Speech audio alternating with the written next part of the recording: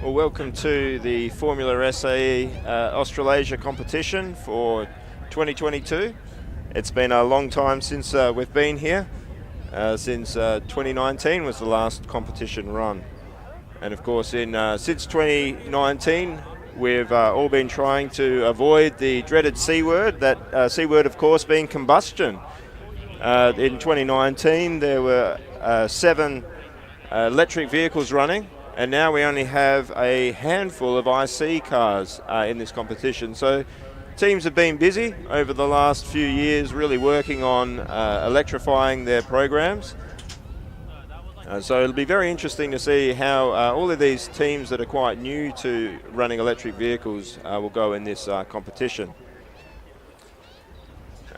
We're at the very beginning now, and the first dynamic event for today will be the acceleration event. We've had a bit of a late start, but it looks like the teams and organisers are lining up and getting ready. And the University of Newcastle, I believe, has been lined up ready to go for quite a while. Quite an interesting car from them, a very aggressive front aerodynamic package.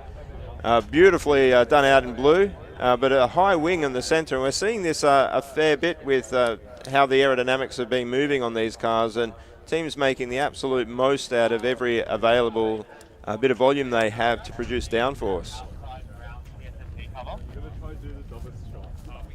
So it looks like they're pushing up for getting ready for the first acceleration event.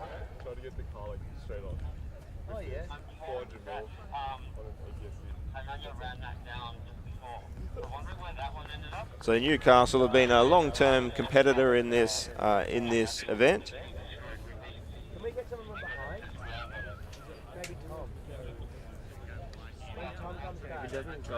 Now the competition has been running very smoothly this year, despite the delays to this morning's proceedings.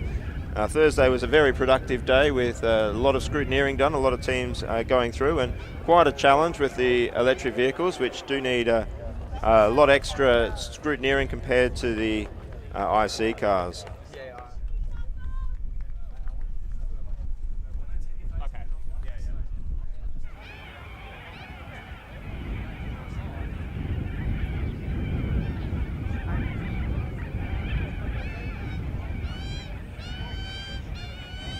One of the things you'll notice as these cars start to line up is just how different some of them look. This is very, very far from spec racing, and Formula SAE or Formula student competitions around the world.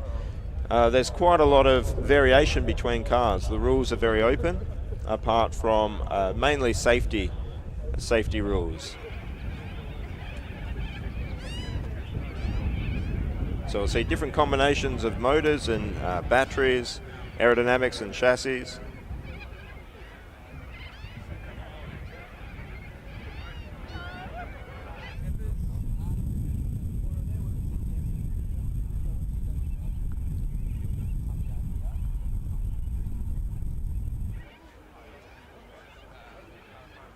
This event is a 75-metre sprint from a standing start.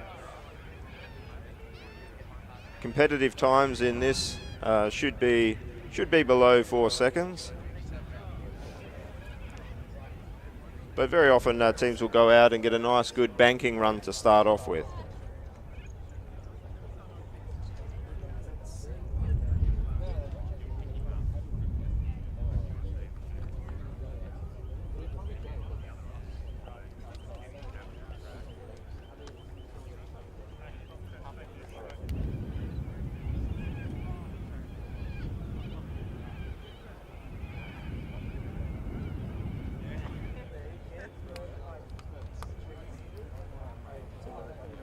So at this moment, Newcastle are lined up, ready to go, getting their briefing.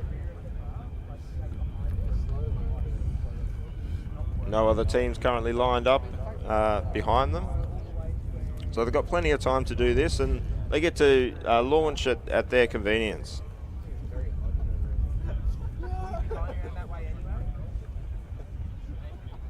Unlike drag racing, there's no reaction time taken into this, so it's purely once the car crosses the beam.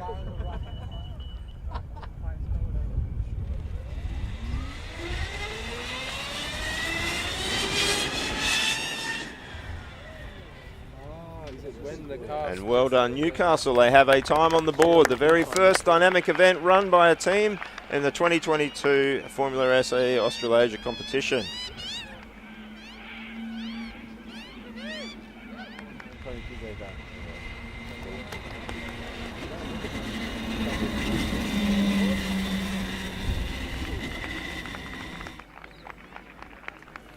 Now you'll see with a lot of these teams that they have decided to put rear wing quotes on. Often these are in jokes within the team, and we see from Newcastle that they've put just 5 more minutes. In some of the teams that may have changed from 5 more minutes to 5 more weeks. For some of the less fortunate teams, maybe 5 more months. But there's never enough time to build these cars. Quite a complex task. When students start these, there's a blank sheet. You can do just about anything you want with these vehicles. So you're spoiled for choice, but there's a lot of work to do.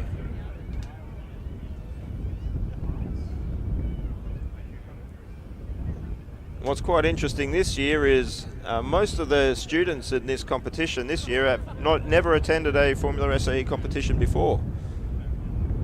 So this is probably the most inexperienced comp we've had for a long time. A lot of institutionalized knowledge has been lost over the years. So it'll be really interesting to see how the standings get shaken up this year.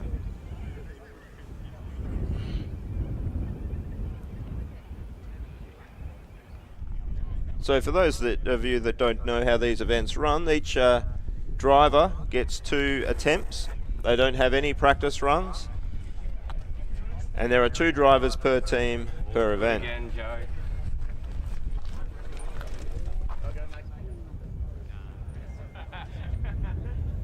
Now it's pretty clear, University of Newcastle lining up again. They obviously didn't need just 5 more minutes.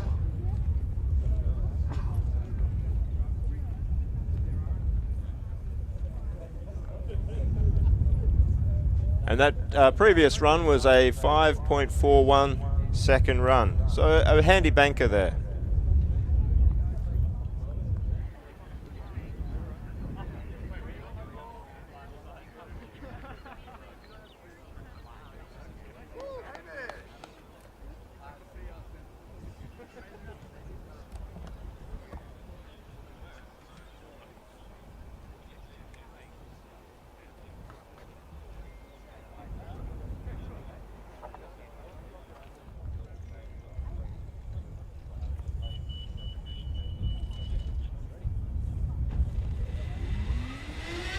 That looked like a better launch from Newcastle. And another quite handy run there.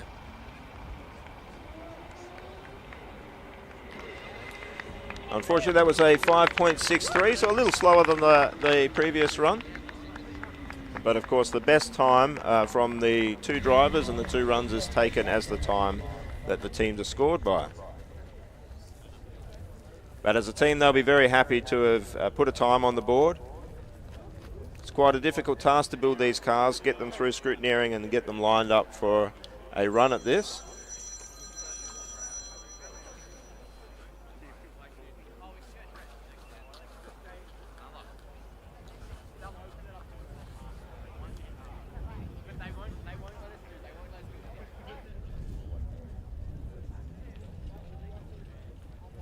I really get a cataract in my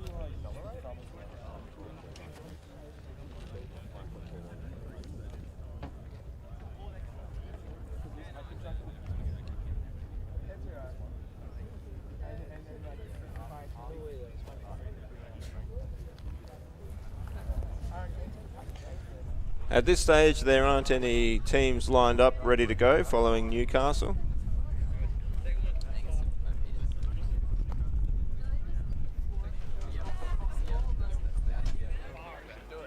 One of the things you tend to find with these events is a lot of the teams will try to take a little bit of a later run. The track does clean up. You do get a better launch once a few teams have taken the run, but there is a risk associated with that of not getting an early run.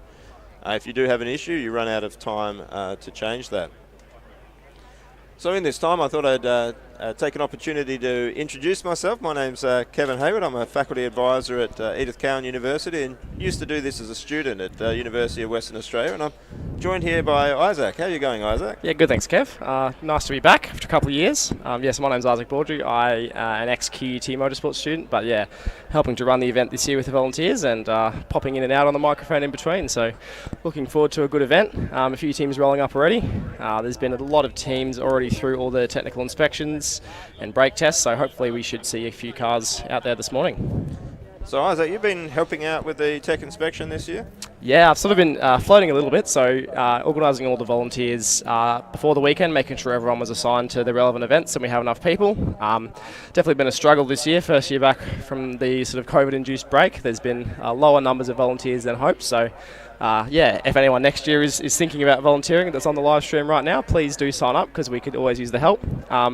But yeah, once the event was underway, yeah, I've been helping out a little bit with the technical inspection on the mechanical side and the design event yesterday. And yeah, the design event went really well. I think most of the judges were fairly impressed. We were expecting a lot of knowledge loss with a lot of students not having attended the event in the last sort of couple of years. So I think we were pleasantly surprised with the level of knowledge and the level of sort of cars that were presented to the event yesterday. So it's a good start to the weekend. Yeah, and there's an amazing mix of cars this weekend because some of the teams have clearly got vehicles that have been worked on consistently throughout the last 3 years and been managed well during that. And there's some teams that have bought cars that have really only been put together in the last year. Is there anything in particular in the tech inspection that you found was a regular occurrence of problems that teams had? Nothing that's sort of unusual compared to previous years, but in the sort of electric vehicle side with the low voltage technical inspection, quite a common thing which happens every year is the grounding of all of the components on the vehicle. So yeah, quite a few teams with issues with that, but thankfully it's not a super difficult problem to get around with a few jumper wires and making sure that things are connected where they should be. So I think most teams that had that issue were able to get through with sort of a little bit of a fix and come back, and it wasn't a huge problem for a lot of them. So on the mechanical side, it's just you're kind of focused on things that are important to the safety of the vehicle. So making sure that all the suspension critical bolts and things that hold, steering wheels and rollover hoops and things on are all up to the correct spec. With the correct locking on them and enough sort of threads showing and things like that. So all the usual things really that have been common to Formula SAE over the last 10 or 15 years. Nothing, in some ways nothing changes, but yeah, I think all teams presented relatively well, and we've actually got quite a few through the technical inspection so far. So yeah, for the first year back, I think it's going fairly well.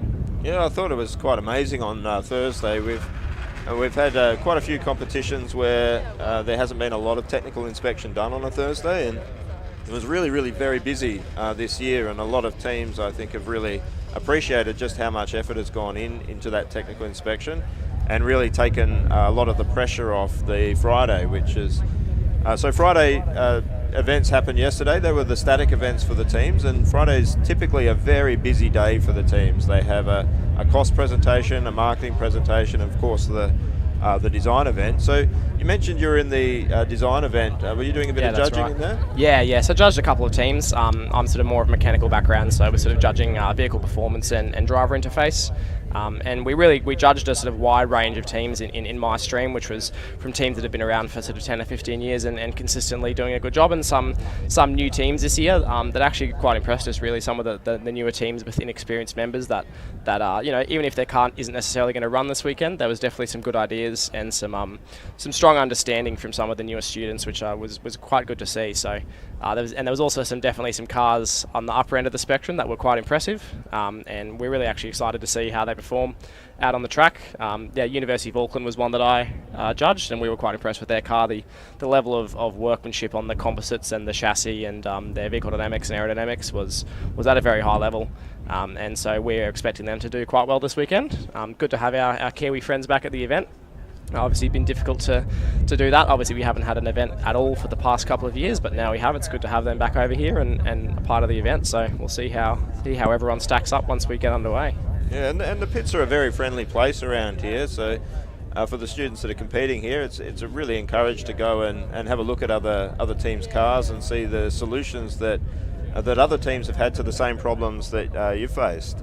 So Auckland is a beautiful car. Are there any particular design solutions for systems that really jumped out at you being really impressive that students should check out while they're here? Yeah, I think there has been a lot of cars with quite good engineering.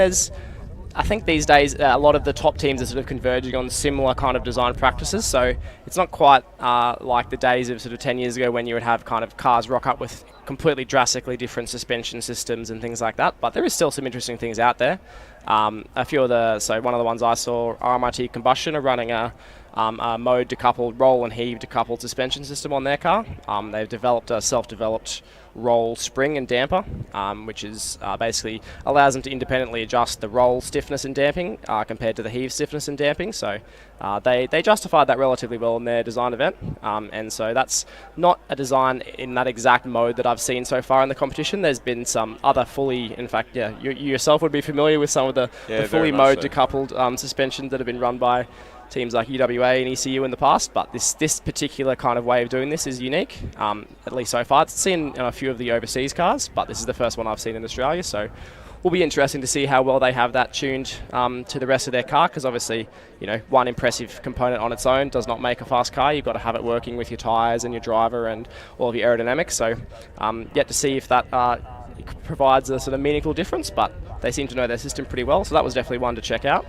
One of the new teams, actually, Victoria University, had quite a unique rear suspension system. It had a DD-on rear sort of tube frame at the back of their car, and it's quite, not something we've seen in FSA for a while. They've got it maintained with a Watts linkage to stop the lateral movement.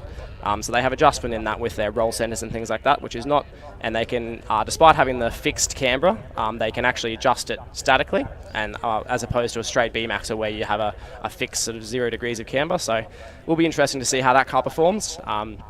It's actually a wide range of tyre selections seen this year, more so than I can remember in recent years. So I think in the past couple of years, Goodyear made a comeback to making tyres where they had a break for a while. So there's a few teams running the Goodyear 13-inch tyre.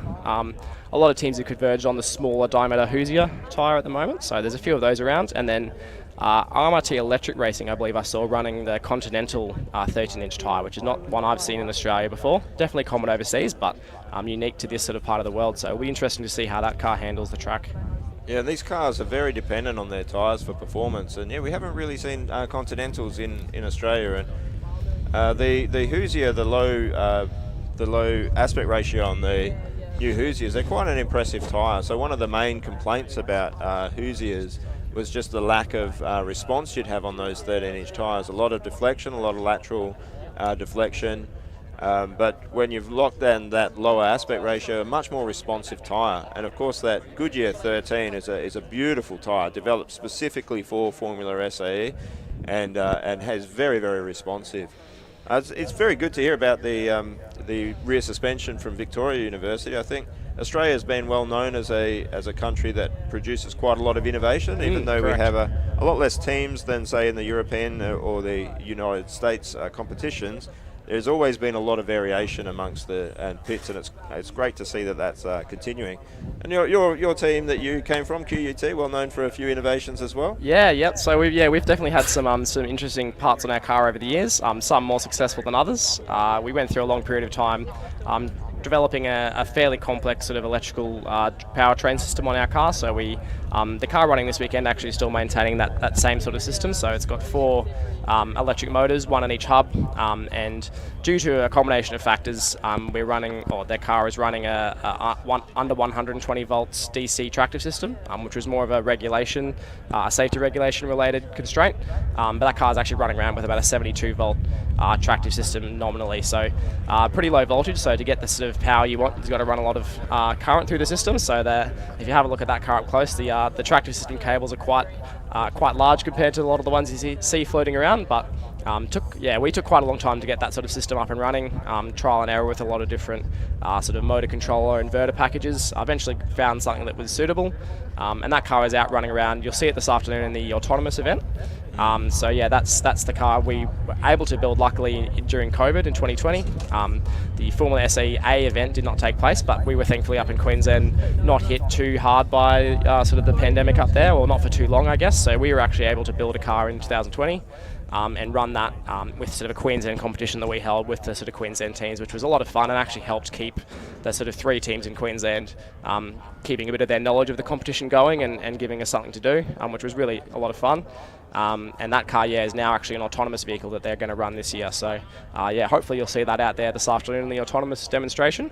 But it's definitely not the only four-wheel drive car here this weekend. I believe University of Auckland, University of Canterbury and Swinburne Uni all running electric four-wheel drive cars. So will be interesting to see how they stack up dynamically against the sort of rear-wheel drive electric cars and also the combustion cars we have here this weekend. So they obviously have different benefits compared to other cars. So we'll see if they get a better launch off in acceleration. But whether that extra weight actually hurts them in the dynamic events, we'll be yet to see, I guess. And that's a really interesting trade-off that a lot of teams have to decide which way they go with the electric cars. You can go for a single motor and have a much more simpler package, or dual motors at the rear is reasonably common. And then you introduce torque vectoring with the electric vehicles, and then of course the four wheels having a motor on each corner gives you the best opportunities dynamically and certainly being able to get the most acceleration out, but comes with usually a slight increase in weight and certainly an increase in complexity. So those are the trade-offs that the teams have to make depending on their resources.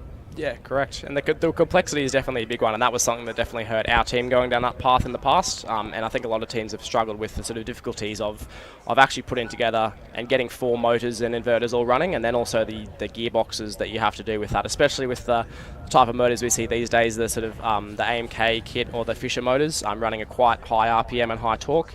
The gearbox required to put that power to the ground is quite complex, quite difficult to manufacture, but once you get it right, can actually provide some very impressive performance. So there's a couple of cars running that configuration this weekend, and it'll be interesting to see how they go. Yeah, we see Newcastle lined up now, ready to go. This will be their second driver. Obviously not playing any waiting games here, getting their runs done early.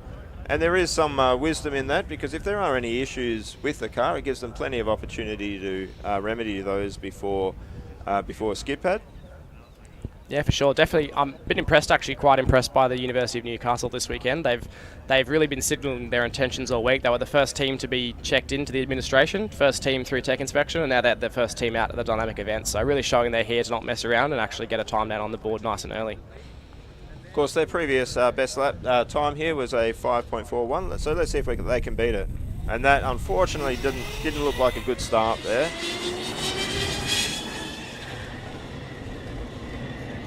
Yeah, and that was a 6.28, so they just jumped over the line there a little, and once they've crossed the line, the timing starts. So that's an unfortunate start. The driver will be a little bit disappointed with that.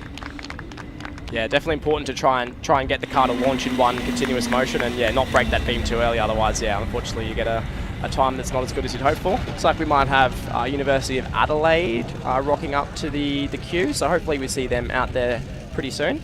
Yeah, I've quite liked this car from University of Adelaide. It's quite a neat car. Every time I've sort of caught it, and when I've been looking at the cars, I've thought, oh, that's a very neat car.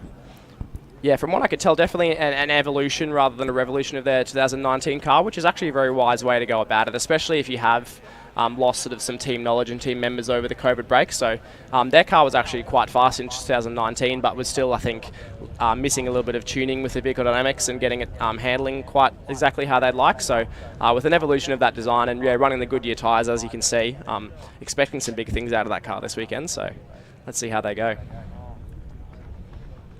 Yeah, I quite like the bodywork on the car. I think it's actually nice, angular, very small chassis on it. So I think they've gone very tight to the template. So the teams have to design their chassis to fit templates that are actually quite large. They're designed for safety in crashes, so that a driver wouldn't get trapped in the very rare occurrence that a chassis would hit some sort of object. But it looks like they've gone very, very tight to that. To those templates. Yeah, exactly, and part of that also is to make sure that drivers of all shapes and sizes can drive these cars.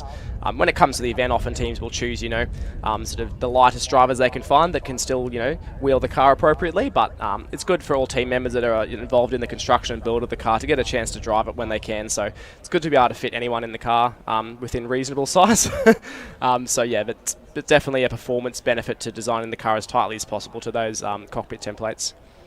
Yeah, I did I did all of my student time back in the days before the templates, and the cars were very, very tight. Egress a little bit more difficult back in those days than now. Yeah, you would see people snaking through all sorts of small holes in the chassis to try and get out quickly. Yeah.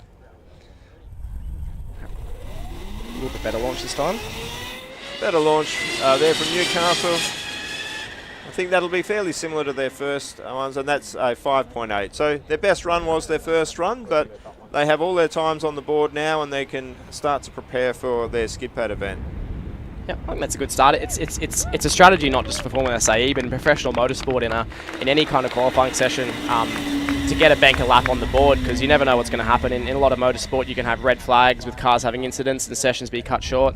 We were a little bit delayed starting today, so we've got a little bit less time for the acceleration event than usual. So definitely good to try and get up to the queue and get a lap time on the board as early as possible. And like you said before, if you encounter an issue, sometimes you have major issues that can't be fixed, but often you have small issues that might take 20 to 30 minutes to resolve. And just getting that one lap time on the board early means you do score some points, even if it's not your sort of ultimate performance. And then maybe you get a chance later on to really put down your fastest possible time. So see how we go. A couple more cars look like they're rolling up towards the staging lane at the moment. I think that could be University of Canterbury. Oh, this is a beautiful car from Canterbury. I think their paintwork on this car is possibly the best in the garage. It's a beautifully presented car, and one of the things I've been massively impressed by this event is just the increased quality of the composite work throughout the field. There's a lot more improved build quality in these vehicles, and that's really seen in that composite work. Yeah, for sure. Actually, that's definitely one thing through the technical inspections and the design event yesterday. I have to say, on the whole, the level of skills of composite manufacture and just general mechanical design and fit and finish of vehicles in the field, I think, is the highest I've ever seen in my time. So I think with the break, it's difficult for the top teams to go, get much higher than they were, but I think they've all done a quite good job of consolidation. But the sort of lower half of the grid, I think, have made a step up in terms of their production of their vehicles. So definitely some very solid engineering out there this weekend. And as you said, the University of Canterbury car, definitely a very good looking car, as it has been for quite a few years now. That must be one of their sort of higher priority team ethoses, the fit and finish of their car and the presentation. And that's they've always had quite good looking cars for a period of time now, and this one is definitely no exception. Yeah, absolutely. I think that's a really accurate statement. I think the teams are starting to catch some of these really high-level competitors, Canterbury, Monash, Auckland. I think ECU's had a few good chassis in the past, and RMIT, but now it's becoming far more common. And I know Curtin are here from Western Australia, and they've always had really nicely done bodywork, composite work, but they're here with their first monocoque chassis, and they do some really good work as well. So it's great to see this the level just raised throughout the field. Yeah, for sure. Actually, and that's one thing. There has actually been an increased number of teams switching over to that carbon fibre monocoque chassis construction. Obviously, it's more expensive to do, more difficult to do. And has to be well justified in the design event. So we like it if teams come along and they can actually show that they've sort of done an analysis of the points gain they expect to gain from going with the carbon monocoque strategy. It is also a learning experience, and that's what Formula SAE is about. If you're a team that's been doing the same sort of chassis design for a while, it's definitely a valid strategy to try something new and kind of go down that path just for the learning experience. That was something we had the privilege of doing at my team in 2020, doing our first carbon monocoque, and it's actually probably one of the highlights of my time in FSAE, just the experience of actually getting to do that and be a part of making something quite new and not innovative necessarily, but something that is sort of where the industry is going these days, and kind of being on top of what actually goes into making one of those vehicles. So that was quite a privilege, and definitely a few teams starting to go down that path these days. So interesting to see whether it will pay off in the dynamic events, but most of the ones that were there were pretty well justified in the design events. So that was a good start. Yeah, I was fortunate enough to see the car that you'd worked on, the QUT car. They'd shared a working space with ECU prior to this, in the lead up to this competition, and really impressed with the composite work on that car. I thought the steering wheel in particular was one of the best composite steering wheels that I've ever seen. Great attention to detail in the manufacture on that one. Yeah, that was one of my friends who's actually here volunteering this weekend. That was his sort of pride and joy in something he had been wanting to do for quite a while, was make a nice carbon fibre steering wheel, and he got the opportunity to do that. I think he was pretty pleased with the results, so he'll be definitely chuffed to hear that that feedback. So hopefully his head doesn't get too big, but good to hear regardless. It's definitely great to see the alumni supporting the future team members. It's great resource to be able to depend on your alumni for good advice.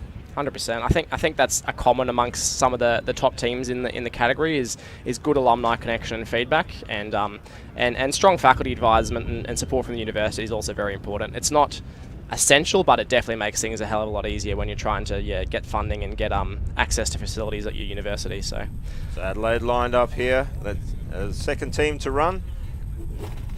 Oh, and an unfortunate start there. Looks like it's cut out. See if you can get it going.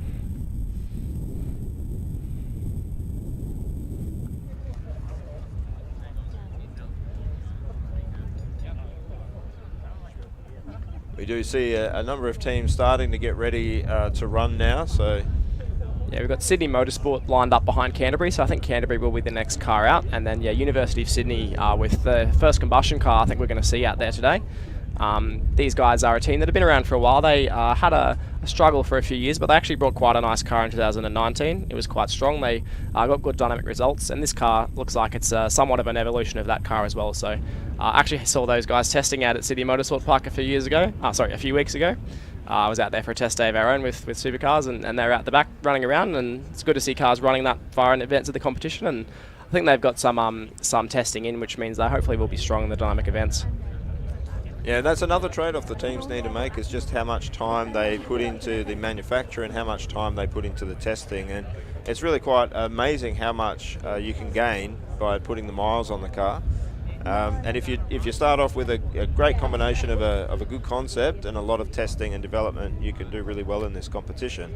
But a great concept alone very rarely does well in this competition. Yeah, 100%. I think that's also a common amongst the teams that score highly at the events is teams that have been testing for quite a while. I think occasionally you can get a team that maybe not luck, but they get the car together very last minute, and if they're lucky, they've done a good job of the design concept, and they know their way around the vehicle dynamics and can sort of get the car started out with a good baseline concept and be pretty quick straight away. But generally the teams that perform well are those that have had time to test their vehicle, find out where the weak points are. Rarely does the first edition of the car actually end up being the most reliable. Usually you have to tune and tweak a few little bits and pieces, so you often don't find those parts out until you go track testing. So yeah, often that's a common denominator amongst the successful teams, and I think that will be no surprise to anyone this weekend if we see those that have been running for a while up near the top of the leaderboard.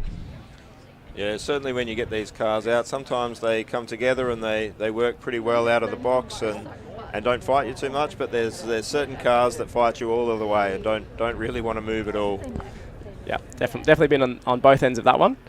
But yeah, often even getting your drivers trained up. So if you don't have your current car quite finished yet, but you have a previous year's vehicle, driving a Formula SAE car, as you probably know, is quite a unique skill set, even for a racing driver. Obviously, if you've been had experience in other categories such as karting or other motorsport categories, that's definitely a start. But the way a Formula SAE car handles and the way you have to sort of get it around some of the slaloms is quite a unique skill set. So even if it's not the same car, getting any kind of previous vehicle and getting laps in is a good benefit for your drivers, and so that can be a way to make sure you're as prepared as possible if you're still awaiting on the finalisation of your new car. I remember one event in Tailem Bend, the track was particularly tight and there were 90 changes of direction in one lap. So in a 60-second lap, the car was changing its direction 90 times. So more than once a second. Yeah. And that's very different to what it's like to be on a track. If you were to run in Winton with a normal car, a lot less changes of direction. So these cars, it's very difficult to take a perfect line. You really just need to be able to respond to when it goes off and be able to really put it on place immediately. So you'll see when the good trained Formula SAE drivers come out, particularly in autocross and endurance, it's really quite impressive to watch. Yeah, definitely. Yeah, it's not something where you can build your way up progressively over a few laps and a bunch of practice sessions. In autocross especially, you have to be able to be on it within a corner or two of the race starting. So really important to be experienced and know and trust the car and know that the car is going to do what you expect it to do. And you'll really see, like you said, see that kind of show with the drivers that are well trained and the cars that have been well sorted out on the track prior to the event. So Canterbury here, quite a lot less downforce it looks like on this compared to the Newcastle car, so it should be a lower drag. Looks like they may even have that rear wing even adjusted to have the slot gap open up a little bit to reduce the drag, so we'll see how much difference that makes, but I think, to be fair, just getting a good launch off the line is going to put you amongst the top group in this event so far. Absolutely. They look ready to run here. Yeah, so for those who don't know, this is a four-wheel drive vehicle, so it will be interesting to see how this compares on the launch compared to some of the two-wheel drive cars that we see come through. Getting a four-wheel drive car off the line isn't necessarily easy. You have to give it the full beans and make sure that the car doesn't bog down too much, because you've got a lot of traction. And some teams actually will run a traction control system to optimise their launch system. There's a couple of teams of that this weekend, but it will be interesting to see how well they have that tuned to the track surface. And it looks like we see what our regular juggernaut team here in Australia, Monash, looks like it's getting into the line as well. A large army of people following it. So Monash have won this event more often than probably all of the other teams put together, I think. They're always a top competitor, and if you can beat Monash, you're beating one of the best teams in the world. And Canterbury here is one of the best teams in the world. They produce a beautiful car, so let's see how they go.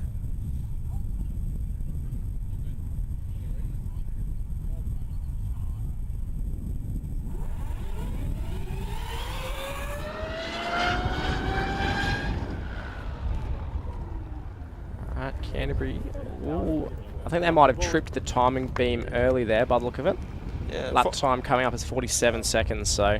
Oh, that was Adelaide, so Canterbury there with a 5.3. Oh, sorry, no, look at the wrong one. Yeah.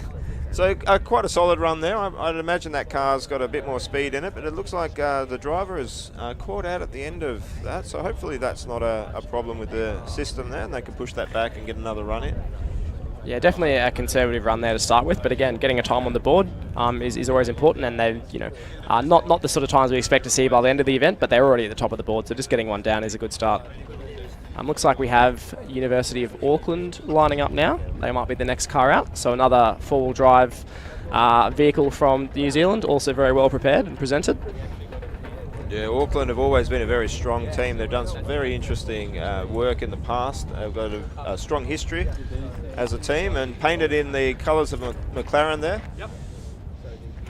Yeah, so University of Auckland, yeah, definitely, like you said, been a strong team for a long time. I think possibly the unluckiest team, or one of, in Formula SAE. There's been a lot of years they've been, if you can call it luck, a lot of years they've been sort of in fighting for the overall victory and had various issues before them in the endurance event. So I believe they're still looking for their first overall win in the SAE-A event, but definitely a strong competitor this year. And in fact, I would be putting good money on them to be amongst the top 2 or 3 this weekend. So we'll see how they perform once they're out on track. But yeah, that car definitely one of the most impressive ones I saw yesterday through the design and tech inspection event. So yeah, definitely some very innovative design solutions on that car. And expecting big things from Auckland. They always manage to bring something that's quite fast. They've got good drivers, great engineers, amazing composite work. Yeah, their composite work is definitely very impressive. Some of the judges I talked to that were judging their composite section of the design event said, yeah, they were impressed and probably would do well stacked up against any of the best teams in the world as far as their composite and chassis construction goes. So I'm keen to see how it performs on track. And lining up behind Auckland now, it looks like Monash are pushing into place as well. Looks like a little bit of a wider car from Monash this year. Not used to seeing such wide vehicles on this. Of course, you get a big increase in downforce as you start to increase the width, but then in the tighter sections of the track, it certainly takes a much more difficult driving line. So it'll be interesting to see how that works out for them. Yeah, correct. In fact, I think we've actually seen a trend in that general direction lately as teams' tools for developing aerodynamic devices are improving with the advent of sort of CFD simulations and the ability to run sort of clustered simulations and get through a larger number of iterations in your design. So as teams are increasing the efficiency of their aerodynamic package, I think the sensitivity is starting to swing more in the way of having a bigger car and getting that bigger plan area to develop the downforce you're looking for. It's also interesting to see because the Australian track is a little bit different to what you see overseas, so I think teams that develop their cars for the European competition tend to actually go more down that wider route because they have a little bit less slaloms and a few more kind of wide sweeping corners where that aerodynamic downforce really comes into play. The Australian comp is quite famous for its sort of left-right slaloms, so the narrower track is definitely a design feature that some teams favour, but as I said, been seeing teams start to head into the direction of the wider cars, especially this year. So it will be interesting to see how that actually performs, especially in those tighter slalom sections of the track. So. Yeah, and you can even see in this image just the side on, the front on view between Auckland and Monash, and you see the real difference in just how wide those cars are. So you see Auckland there, completely different strategy, a much narrower car.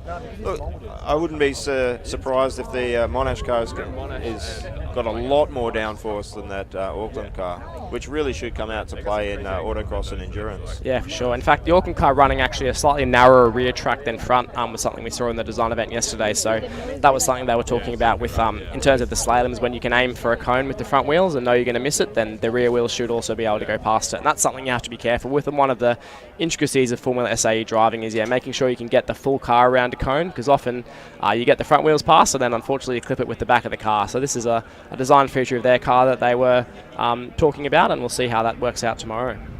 Yeah, that was a very common design solution earlier on in the competition, and you'd see quite a lot narrower rear tracks, and now the rear wings have been limited in their width to being between the rear tyres, which has really encouraged teams to push out their rear track, and so you tend to see cars that are a lot more square, so the same sort of front track as rear track. So it's very interesting to see this design feature have a comeback. Should benefit them slightly in the acceleration event with a narrower rear wing, so a little bit less drag. They've got their rear wing fixed in place at the full downforce setting, so it looks like the front flaps perhaps might be adjusted for lower drag, but we'll see how this thing goes.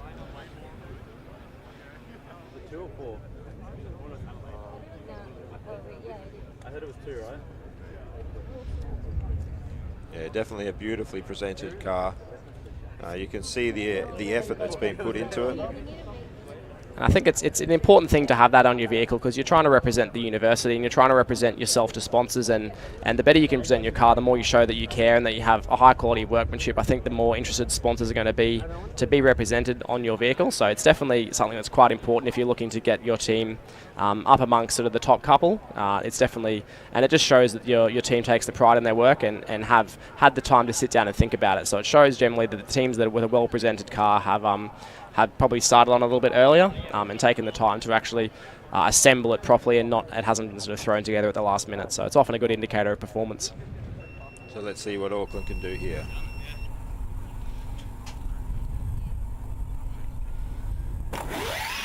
Oh, that's a very good launch. Wow. That's a good run there, and that's a 3.88. That's a very competitive time. Excellent run by Auckland there. Yeah, definitely an aggressive start. I think they had all four wheels spinning there at the start, so maybe might even be able to find some time with a slightly more conservative launch. But once that car got up and going, it was definitely lightning. So that's close to the top times we were seeing here in 2019. So definitely a good banker run, and we'll see if they can go even faster later on. Yeah, it looks like Auckland aren't even bothering with banker runs. They're just going all out straight away. Straight to the top. Oh, that's definitely set the benchmark for the teams following them. I think we have either Monash or Sydney Motorsport coming up next. Monash this year, where this car was designed to be four-wheel drive, I think they're actually only running it rear-wheel drive this weekend. They've had a few drivetrain issues, so it will be interesting to see how that stacks up. But they, if previous years are anything to go by, Monash's sort of launch strategy, they generally have that pretty well tuned, and their drivers pretty well trained. So we'll see if that carries over to this year, and if they can compensate for those missing front motors with a bit of gumption off the line. We need a speed gun. Stand at the back of the speed gun. I want to hear that time. I wonder what it was. So yeah, that was a 3.88 second pass there for Auckland.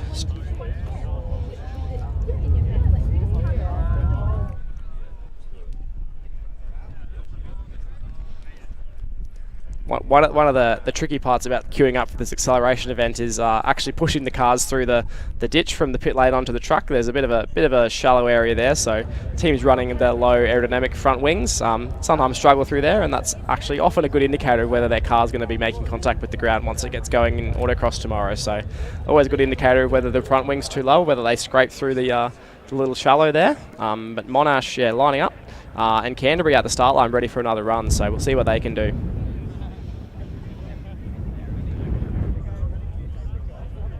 How's the sport mode going? It's a bit.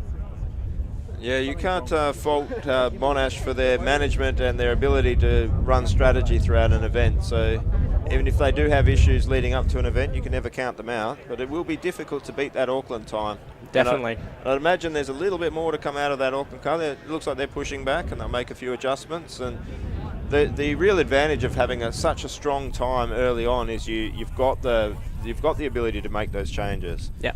100%. So yeah, they can go away and they have exactly the luxury to do some tuning now and come back out right at the end if they feel they can beat that time. Another go here for University of Canterbury. Oh, quite a good launch there by Canterbury. Yeah, that was a much better run for sure.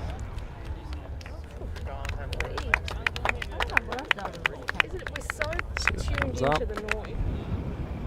I don't think we're seeing the time come up. It looks like a little bit of a problem with the beams there. Delay on the time there. Hopefully they have their transponder fitted. They did got the time in before, so just making sure that transponder hasn't fallen off and is in the right spot.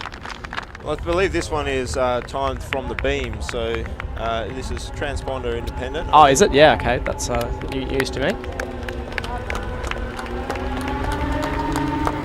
So we really would might hope that they've got the time somewhere for that, but that may have been a timing error. Yeah, if so, I believe they will be afforded an extra run if it was an error in the timing that wasn't down to the team's fault, but we'll see what happens. They still have more runs left anyway, so hopefully they get...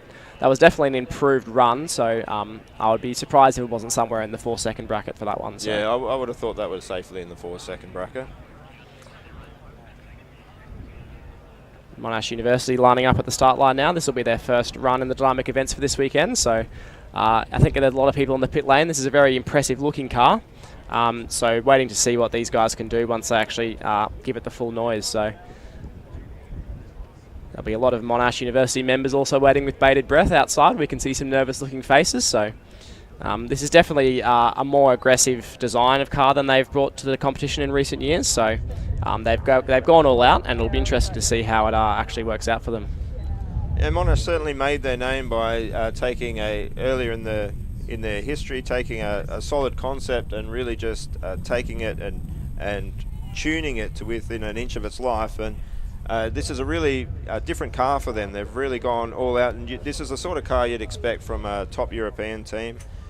So they're looking to have a strong European campaign, I believe, next year. Yeah, definitely. And I believe that's actually a part of the driving force behind this, because they took their previous sort of generation of vehicle over in 2018, their combustion electric cars, and they did really well, again, based on their rigorous testing and driver training. I think in the dynamic events they were definitely up there, but I think they found they kind of got sort of to a bit of a performance ceiling with that concept, and they got the most out of it those events, and were still lacking a little bit in pure lap time to the top European cars. So I think they've gone down a more aggressive strategy to kind of chase that goal in future. So it looks like a reasonable banker here, but that launch not quite as aggressive as what we've seen, and the 5.2 seconds there. Yep, so straight into second place for the time being, but yeah, definitely a conservative launch, but again, yeah, getting that banker lap on the board, very important. Well, that'll actually make Auckland quite happy as well, I believe. Yeah, one nervous competitor out the road for the moment, but I think there's definitely more to come from that Monash car. That was just a conservative start, so... Yeah, as I touched on before, yeah, with I think the European campaign on the horizon, I think that that car design, and with more time to get it sorted, is aiming high to try and raise that ceiling of performance of what they reached in the past, and hopefully with some more time to get their drivetrain all mapped out and driver training underway. I think when they do eventually head over to Europe, that car should be very, very quick and very impressive. They certainly did a good job in the design event yesterday, so I believe their European campaign. We always wish them the best. Any of our teams that we see go over to Europe from Australia, I think ECU have done that a few times over the years as well. So yeah, quite a few Australian teams have travelled, and it's always good to see. The international events are quite a lot bigger than the Australian event, and to compete on that scale is a real challenge. So our first combustion car lining up here with Sydney Motorsport. This car did have some aerodynamic aids, some wings attached to it when I saw it earlier in the weekend. Unsure why they've been removed, maybe a scrutineering issue, but the car should definitely still be quite impressive and quite have a quite high dynamic ability even without those aerodynamic aids, and in fact they probably will help it in the acceleration event, so it'll be interesting to see how this car goes. And the cars need to run as they are in all events, so unfortunately for Sydney this means if they do have wings they're not able to run them in the other events, which really do favour the aerodynamics.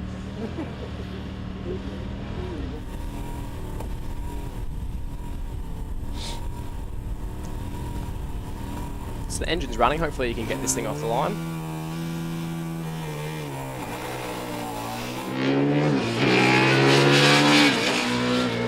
So good once it got going, but a bit of a slower launch there, and that's a 5.45. Yeah, correct. Yeah, reasonable run. It looked like he might have actually lifted off a little bit before the finish line there, so if the team's down there to talk to him, maybe just make sure he's got that foot hard down all the way across. But definitely a good banker up there from Sydney. I believe all of the IC teams are now running single-cylinder engines. I believe there's one exception. I think Victoria University Motorsport, who are actually just pushing their car out at the moment, are running I think it's a Honda CBR 600, okay, which is a four-cylinder. Yeah, the old CBR. So one sort of holdout against the one-cylinder onslaught. So it'll be interesting to see how they go. Yeah, CBR 600s were the engine of choice for probably a good couple of decades in the competition, and they used to be converted from carburetted cars to fuel injected back in the day. They were pretty much the engine of choice, and Honda certainly do some great engineering. But the competition in large in IC moved on to the single cylinders. There was a drop in acceleration performance that usually made up for in fuel economy. And a really good launch there by Canterbury. Hopefully a time come up this time. We're seeing an issue with the timing again. And that may have something to do with that aborted run earlier on where they got timed. Yeah, I wonder if it maybe that beam is ticking the opposite way around for them, which is interesting because I think the beam is just a manual system. So yeah, interesting to see what's going on there. Hopefully they are allowed another run to sort that out. I'm sure Canterbury wouldn't mind the opportunity to keep working on the car. Yeah, for sure. This is definitely an impressive story coming up here. The Victoria University Motorsport team lining up for their first run. Now this team has been around for a long time, did some cars in the late 2000s. They actually shut down for quite a long period, and this is effectively a new team that they restarted in the last sort of 24 months. And this is their first car of the new team. A combustion car, but actually some of the most impressive surface finish on the bodywork and aerodynamic components on this car that I've ever seen on any car. So for a first year team to do that, extremely impressive, and to get through scrutineering first try is a great job. So I'll be really excited to see this team actually get a time on the board, and hopefully they do really well in this competition. I've got to admit, I love the sound of the CBRs. I love when they rev through and shift. The singles were never quite sounded as good. No. These guys have done some track testing before the event, so hopefully they have this thing relatively well sorted out. Getting the engine warmed up.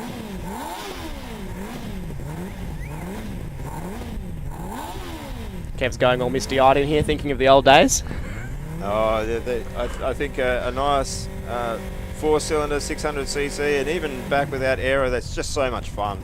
Not as fast, I think, as when you start to put the singles and the 10 inches and all the aero on. Yep, correct. But certainly a lot of fun. Oh, an unfortunate launch there. Oh, does sound good though. Unfortunate noise, unfortunate launch, but amazing noise. And a 6.15 second pass there, so a time on the board, and that puts them in 6th place for the moment. Also running the 13-inch Goodyear tyres on this car. Now this car actually, interestingly, has been designed to compete not only in Formula SAE, but actually in CAM's events, the outside of Formula students. So they have, as you can see... Showing off the noise here, it'll definitely be the best sounding car at the competition. Yeah, definitely. That big tray maybe causing a bit of amplification of the noise there as well. And Sydney Motorsport lining up for another run here too, see if they can improve on the conservative launch from their previous attempt.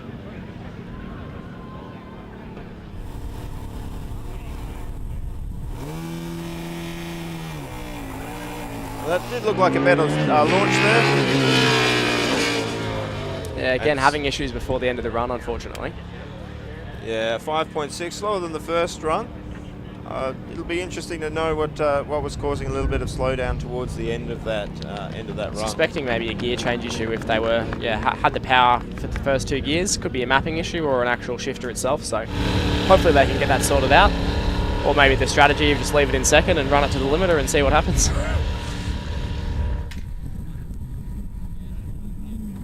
We see University of Adelaide lining up again.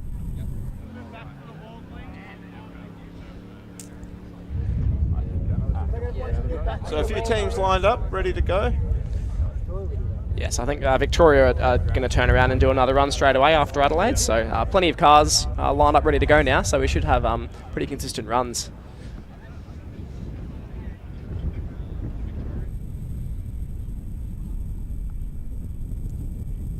I think out of the uniforms of the teams, this University of Adelaide has got the best match between their car and their uniforms.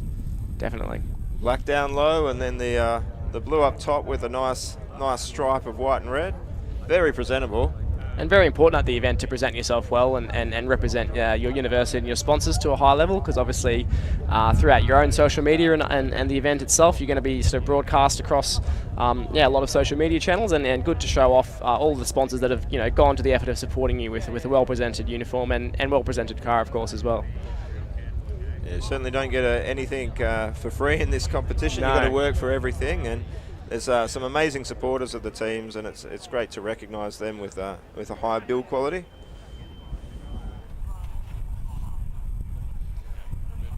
And yeah, Formula SAE cars and teams wouldn't exist without the support of the sponsors. So Adelaide. That's a great launch by Adelaide there. Yeah, much better run this time. 4.8. So they're now currently in second place overall. Yeah, much improved run from them. Yeah, as I was saying, the teams wouldn't exist without the support of their sponsors. So for any sponsors that are listening to the live stream, I think I can speak for all the teams to say big thank you for supporting these students. And it's really, obviously coming from the event as a student myself, it's such a great learning experience. And some of the students and engineers and business students and media that get involved with this event and this category really come out of it at a much higher level of skill set and life experience than you possibly get through just the university degree on its own, and even through some other clubs and things you can be a part of. So supporting them to sort of go into this venture and produce a car is definitely much appreciated. So we hope that all of that support continues, and big thank you from all the teams. And if there is anybody currently viewing this that's looking to support a team, feel free to contact ECU. Subtle plug there. I don't think that was that subtle. Perth is an awfully long way away, Kev. Fantastic place to holiday.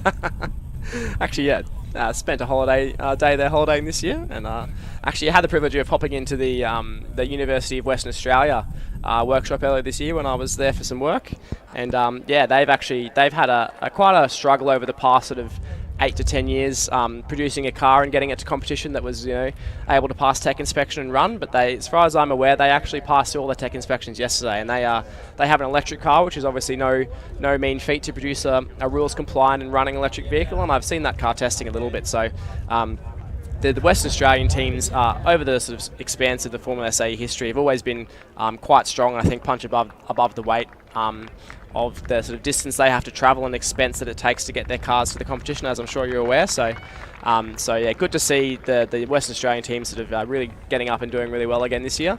Had the privilege of doing some tech inspection on the ECU vehicle. Definitely a unique car this year, and a departure from sort of the cars we've seen from you guys in the past couple of years, with a unique rear suspension system. We'll be interested to see how that car goes dynamically. Auckland with another strong launch there. Very fast vehicle there. A 3.81, so they've bettered it by 0.07. Yeah, very excellent impressive run. A little bit less wheel spin on the launch there, so they're actually heading in the right direction of getting that car even faster. So, it'll be interesting to see if they can sneak under the 3.8s. Yeah, I certainly have mixed feelings about how well UWA are doing now. As somebody that was involved with the forming of the team way back when, it's great to see my old team doing doing very well, but as the faculty advisor for ECU, not too well, hopefully. hopefully.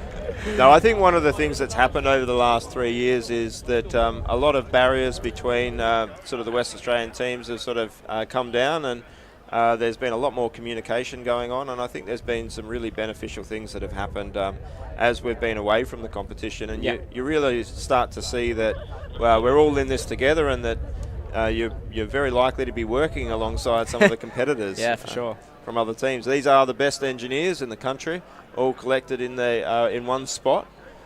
It's an amazing opportunity to meet your future colleagues here. Definitely, and an amazing opportunity to recruit some future colleagues and workers if you are around the area and looking for some new talent for your workforce. If you're in the game of engineering or even business and media, as you mentioned, Kev, definitely. Without reflecting on ourselves too much, the talent that you can see around the pit lane here this weekend and at all the FSA events is some of the most talented engineers and other students you'll find anywhere in the country, if not the world. So yeah, definitely a good place to come and perform some recruitment. And here's Monash ready for their run. And that looks like a better launch from Monash. This would be a better time from them. Yeah, and it is a better time. That's a 4.74. Yep, so that puts them up into second place. Their first launch looks quite conservative and looked like they were struggling to get the car to actually get off the line, but that one was wheel spinning, so definitely no issues with the power. So if they can get the actual wheel spin itself under control, I think that car could put down quite a strong time, but a 4.7 is still a decent time. I think they'll be expecting more than that, but second place for the moment, so still some room to improve. It will be difficult for them to match Auckland with the four-wheel drive of Auckland and running on the two-wheel drive here.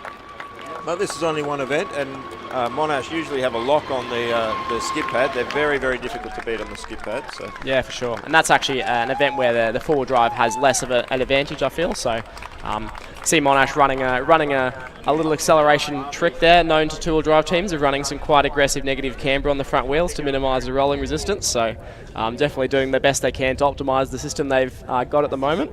And yeah, I'm expecting some more improvement out of them in the future runs.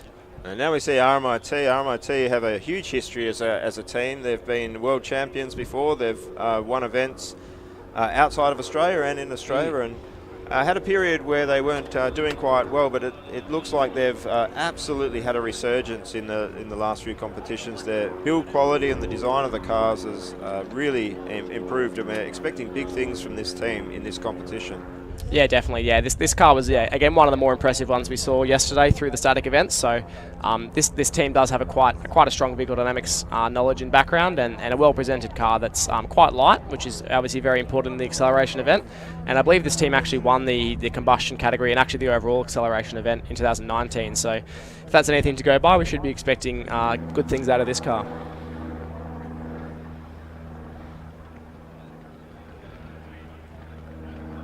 I know RMIT and Monash and ECU were planning to travel to the UK and compete there, and I think Monash were going on for a European campaign in 2020, and we all know what became of that. What transpired in the end, but...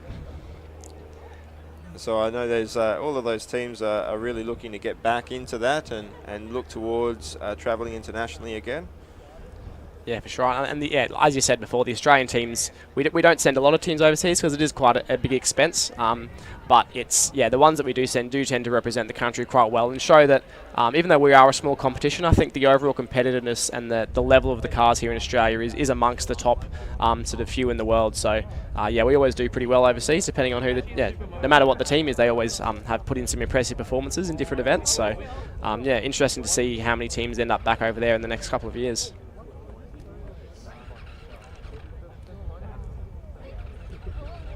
Struggling to get this car fired up at the moment, so hopefully you can get that going.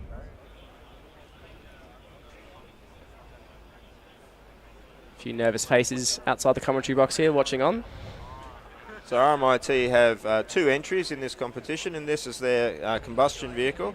This is running a 690cc KTM, and it did very, very well in the acceleration event the last time they competed as a team.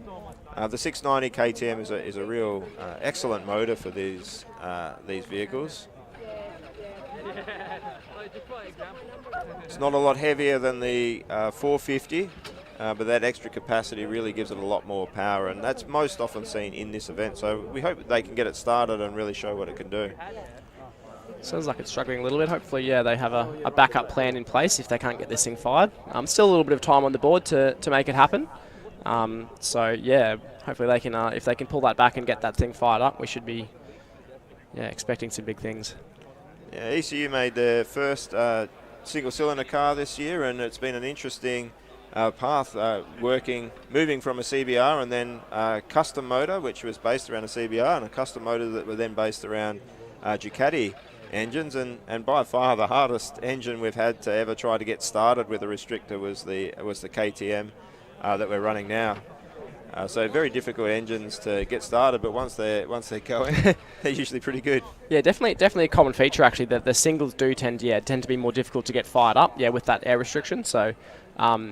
Yeah, we'll see if these guys can get it happening. But yeah, actually, I did start talking about the ECU car earlier. I saw that in the tech inspection yesterday. And yeah, quite a unique rear end on that car, a beam axle, and a complete beam with the solid sprocket in the centre. And yeah, do you have much information about that car you're willing to share? That's sort of the reasoning behind going down that path. And as we said before, a kind of unique design compared to a lot of the cars we see. So cool to see some different solutions happening. Yeah, well, I think there's, like all of these decisions, there's usually a bit of history behind it. But when the dreaded C hit the university, we started on 2 projects. One was to start an electric vehicle, which is still sitting there and may make one of these competitions in the future. And the other project was to start work on a really cheap car, because a lot of the universities, and ours included, did have a hit to their income during COVID, and the team became aware that they could no longer guarantee that their support would be at the same level. So the goal was to build a car as cheap and as simple as they could, but while maintaining a high level of performance. So the only way, I think, to build simple, reliable and cheap is to go light. And combustion. and combustion. And so the car weighs 155 kilos, and the rear suspension would be more at home on a micro sprint car. Alrighty, so we've got University of Waikato lined up here at the acceleration event, one of our Kiwi friends once more. We didn't see these guys here in 2019, so I think they've had a little bit of a lull in the team, but definitely back up and running now. And they've, as you see, passed through tech inspection relatively cleanly, running an aerodynamics package for the first time, I believe, as well. So look, I haven't actually had the privilege to see this car too much up close just yet, but from a distance looks like that aero is quite well made, as it tends to be from the Kiwi teams. And running a combustion engine on that car, and sounds pretty good on the start line, so let's see how they go in the acceleration event.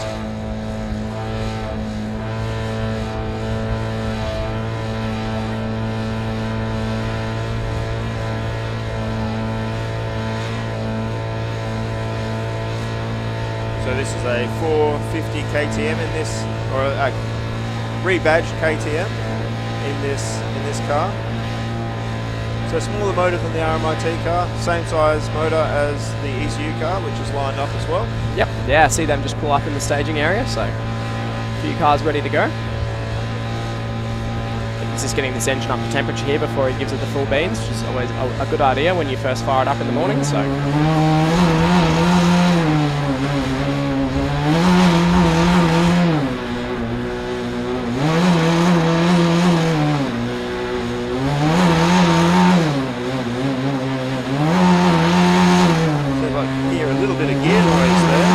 Maybe some gear selection issues happening there. Wait and see.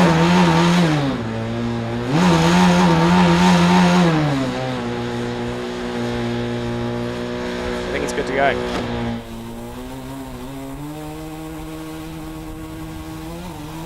Oh, an unfortunate start there.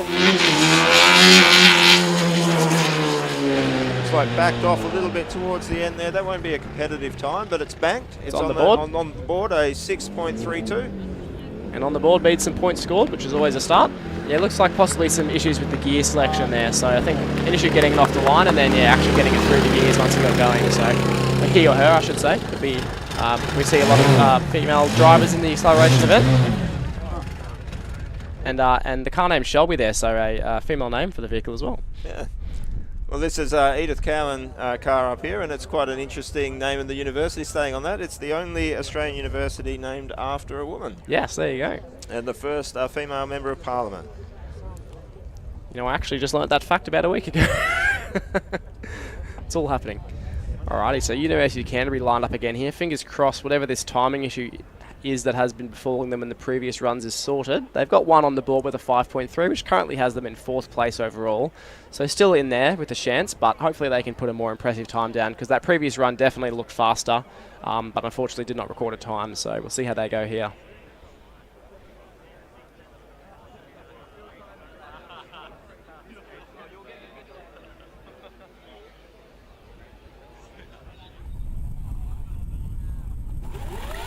Oh, good launch there. Yeah, strong run. Please get that time. Yes, and a 4.59 second pass for University of Canterbury there, which puts them into 2nd place. That's an excellent run there. That's the sort of banking time that they would have been looking for. Yeah, I suspect the previous run was somewhere in that region as well, so good to get that one actually on the board. And yeah, so we have currently a Kiwi 1-2 at the moment. So any of those Australian teams out there listening, it's time to get your act together and save some pride for the Australians. Speaking of, lining up, we have the Edith Cowan University vehicle. Yeah, I don't know how I go commentating this. Always get a bit nervous, especially with the first run. It's okay. Yeah. This car is actually named Lawrence after the team's favourite movie, The Lawrence of Arabia, after being stuck in the desert for the last 3 years.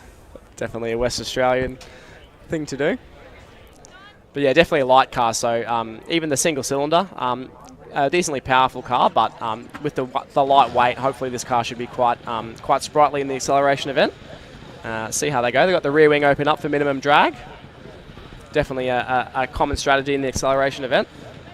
But some teams don't actually think to include that in the design of their rear wing, so definitely a good one to have. Yeah, we've been unfortunate in this competition in that we've had a couple of our members knocked down with COVID in the lead up to this, and the driver in this car at the moment, Brock, he had tested positive last week, but now he's negative and ready to go, or about as ready to go as you can in recovery. So I think happy to be seated in the car and giving it a go. Right, engine's running, so fingers crossed.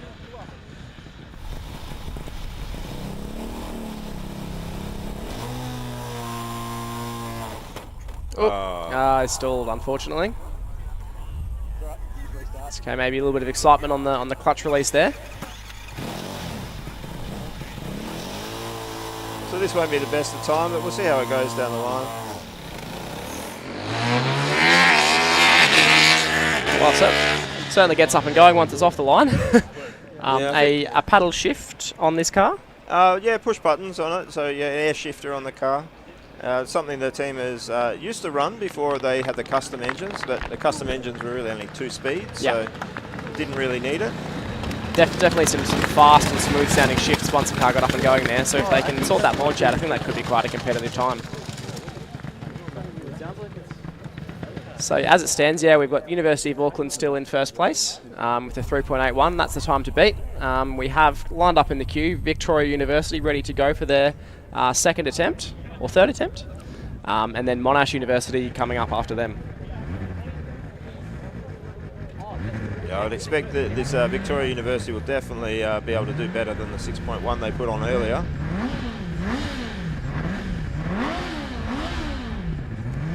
The rev of those CBR 600s is certainly a sound I've heard plenty of. When I was driving, that was the sound sitting behind me, and yeah.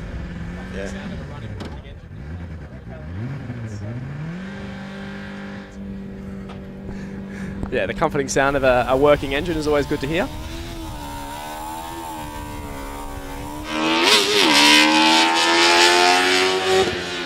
Looked like a slightly quicker run that time.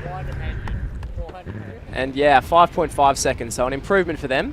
Still in 7th place overall for Victoria Uni, but going in the right direction. I'd expect if they get that hooked up, they should be able to go under 5. I've had enough time around these that I could definitely hear when the engines are tuned reasonably well, and the CBRs when they get on the tune, they sound really crisp, and that one doesn't sound too bad. it's a heavier car, this one, but it is also the first car they've built, and they've definitely gone for the build it heavy and build it strong and reliable strategy, which is always not a bad idea for your first car, and the fact that they passed tech inspection and got it out onto the dynamic events in their first attempt is very impressive and shouldn't be understated, that achievement. So very, very big congratulations to that team, and let's see how they go in the other events. I actually think that's the real secret behind the history of Monash. Is early on in their years they were a very, very fast team, but unreliable, and you almost used to write them off as a competitor because they would just never finish. Yeah. And I know that they had a particularly bad competition one year and reset and started to build on a base of reliability. And in the first couple of years of doing that, they weren't as competitive or as quick as they used to be compared to the other teams. But look at what they've created over the years as a result of building speed on top of reliability. 100%. And that strategy is successful. Has been successful across a lot of categories in the world, and you know, a fast car is only good if it finishes the race. That's a good launch by Monash there. And a 4.76, so a little bit slower than their previous, almost right on the money with their last run. Yes, it looked like a little bit less wheel spin than that one, but possibly bogged it down slightly once they got going. So, yeah, just a trick with a rear-wheel drive car, just trying to find that balance between wheel spin and bogging down. And with I believe they're running a Fisher electric motor in this car, which has become quite a popular motor in the European teams, and extremely powerful, extremely torquey motor. So that motor, I believe, can provide up to over 30 Newton meters of torque. And with a reduction ratio that teams normally run here, which is sort of somewhere over 10 to 1, you end up with an extremely high amount of torque at the wheels. So that's why most commonly run in a four-wheel drive configuration to try and put that power to the ground. But yeah, running it with only two-wheel drive at the rear, definitely not easy to get that power down and off the line. So ECU lined up again. Brock will be hoping for a better launch. It's a bit of a slow launch. Better than last time. Still not quite that heavy launch. Definitely a quick second half, so we'll see where that puts them. 5.98. So into 8th place, ahead of Waikato University for the moment. But yeah, definitely some improvement to come. So we're not seeing any really blistering times from the IC cars here. All of those IC cars are sitting in 6th through 9th place, all reasonably close, so not a lot of points between them. Yeah, from my experience, the acceleration event tends to be one that teams don't do a lot of practice for.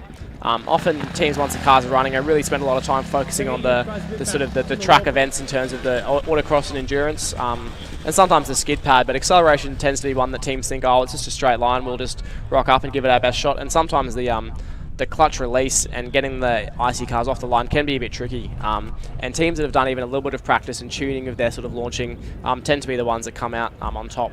Absolutely. I think this year is a very new team for ECU, but ECU's won acceleration a number of times in the past and really put a lot of focus on the events, and it's amazing what you can do.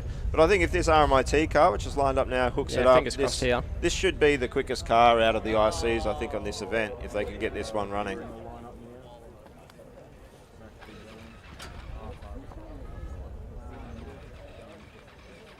And even though ECU is competing against RMIT, and nobody likes to see a win or a effort with another team not being able to get their car started or get it running, so everyone wants to see these cars compete.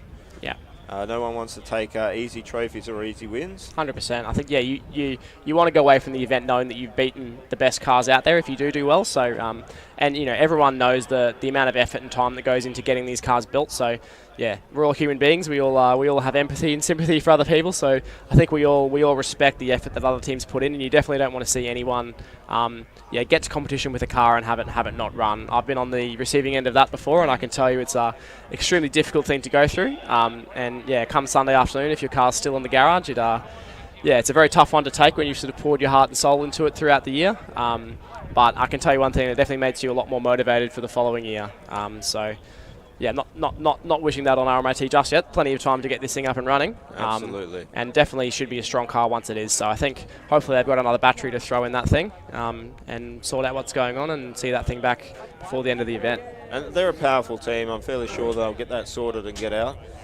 The first, I was lucky enough to attend the very first Formula SAE-Australasian competition. We didn't, as UWA, we didn't compete in the first year. We did compete in the second in 2001, and over over that time, I've been on the end of some good success and also some really hard failures. And the latter is very, very hard to take. The students put in a massive amount of work into these cars throughout the year, and usually come to this event absolutely exhausted, looking forward to the end no matter what happens, so that they can have a bit of a break before getting back at it again.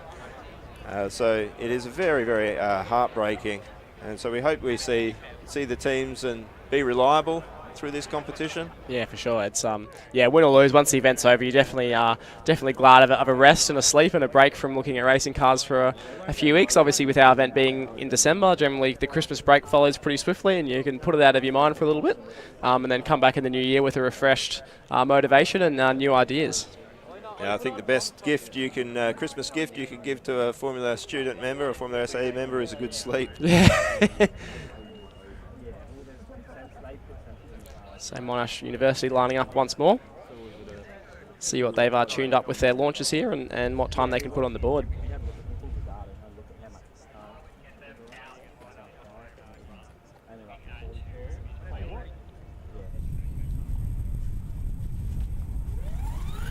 It looked like that launch was broken a little bit earlier.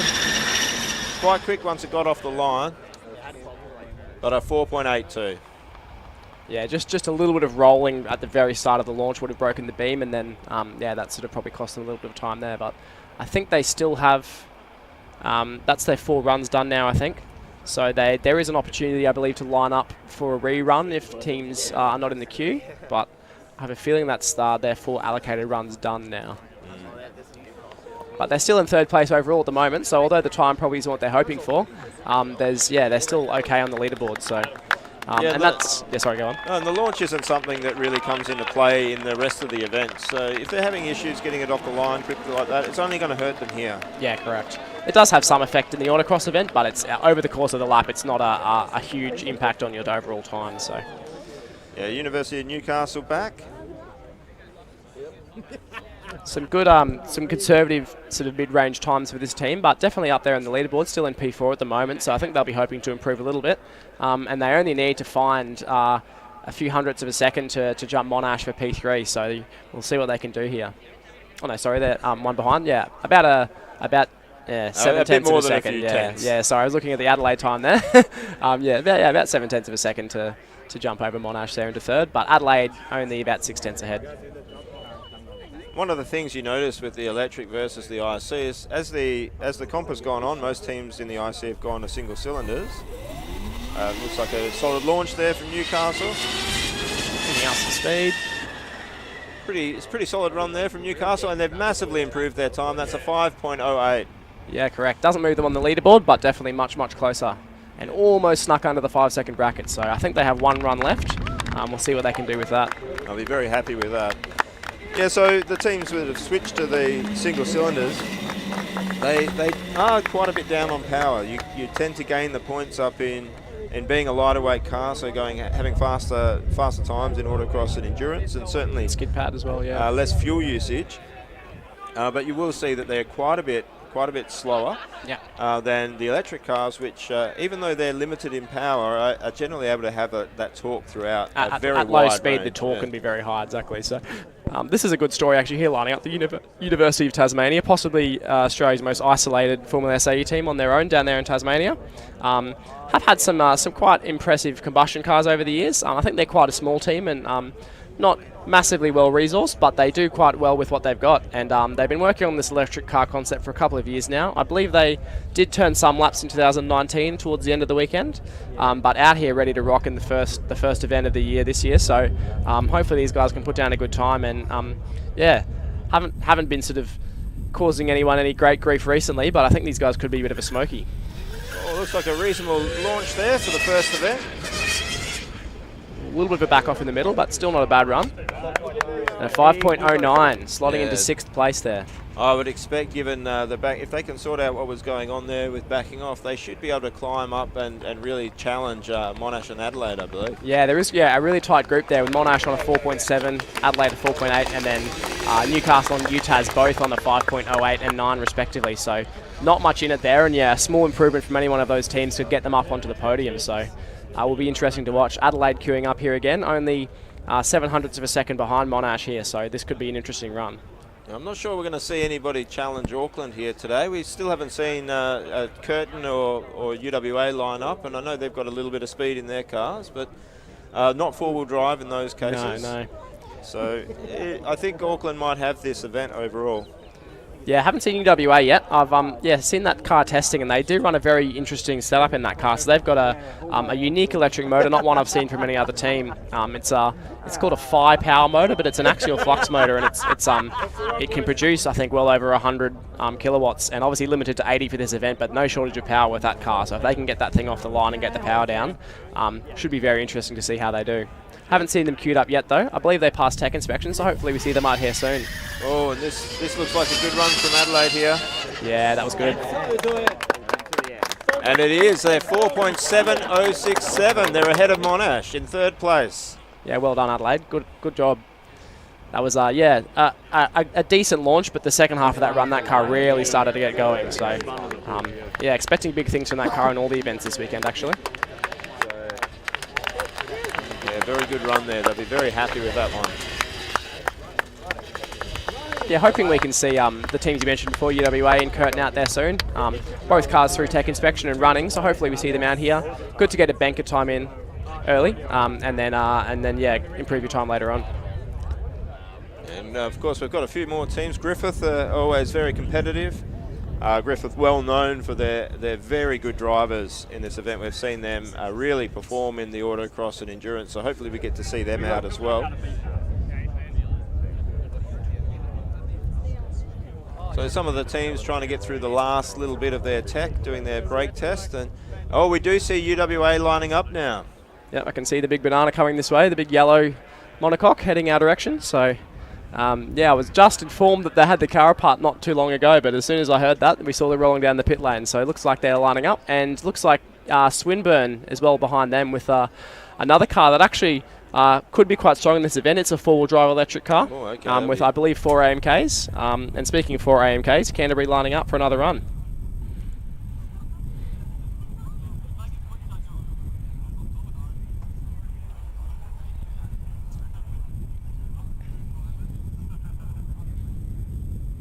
Pause there for Canterbury. Hopefully everything's under control.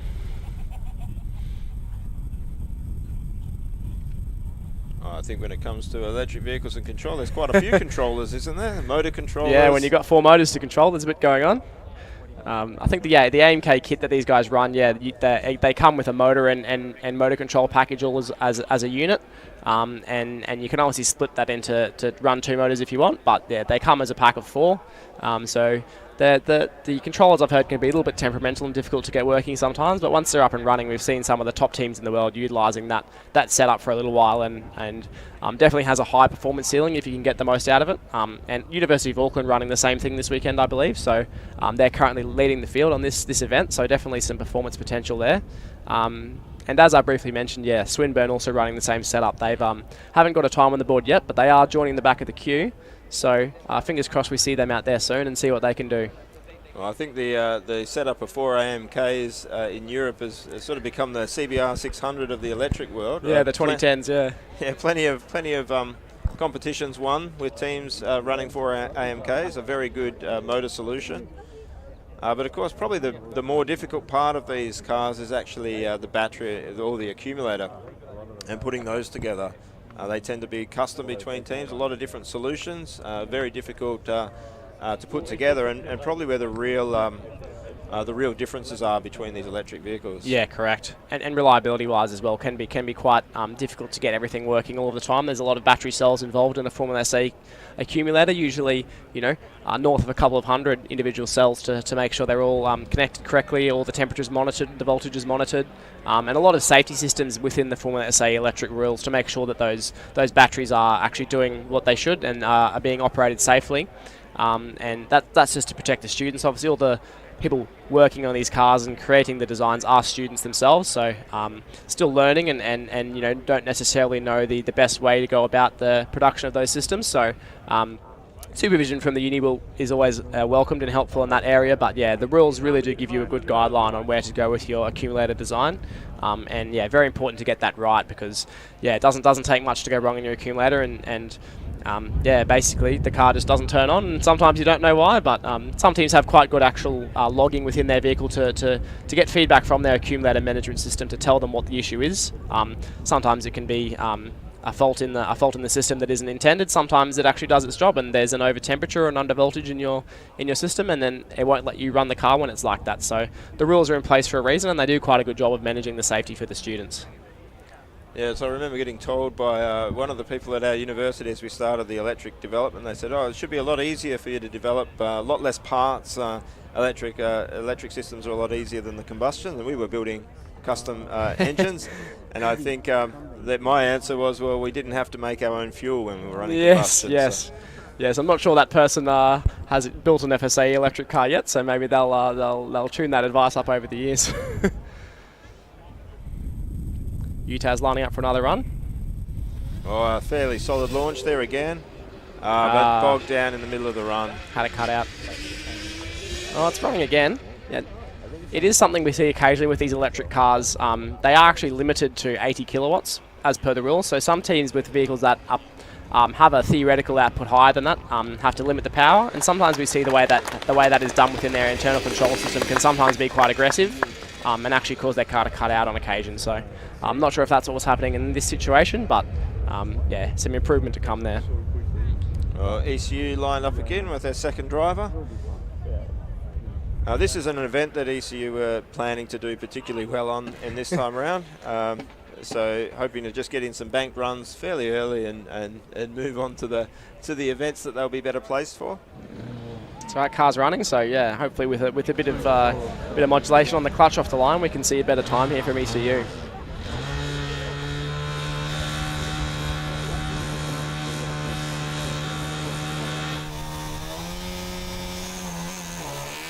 Oh, much better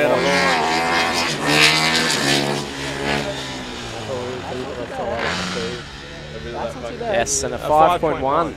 So that moves them up into the first place for the IC cars. Yep, P7, yeah. So yeah, this competition running is two separate categories. So when the electric vehicles first started coming on the scene in Australia, we didn't have enough to warrant a separate category. And they were obviously in the minority at that point, but as the electric competition has grown, it's sort of flipped around now. And the electric vehicles are the more populous, and the combustion era is starting to sort of wane a little bit, but there is enough combustion cars here this weekend to warrant their own category, so really fighting it out amongst themselves, and yeah, that puts Edith Cowan to the top of the combustion acceleration at this point. I think they would still hope to get a little bit more time out of that, but yeah. Definitely good once it was up and running. The shifting is quite smooth on that car, so I feel like that car will be quite impressive in the autocross and endurance events. Well, I think the final shift wasn't particularly good, but most of the time it's done by that. But it looks like it's stranded out there, which is not encouraging. Which is delaying. It's up and running again, so it's good to see that coming back. So a few more cars lined up here, ready to go. We've got Adelaide University lining up for what is, I think, their final run. And then followed by Sydney Motorsport, another combustion car, and then University of Western Australia also queued up behind them.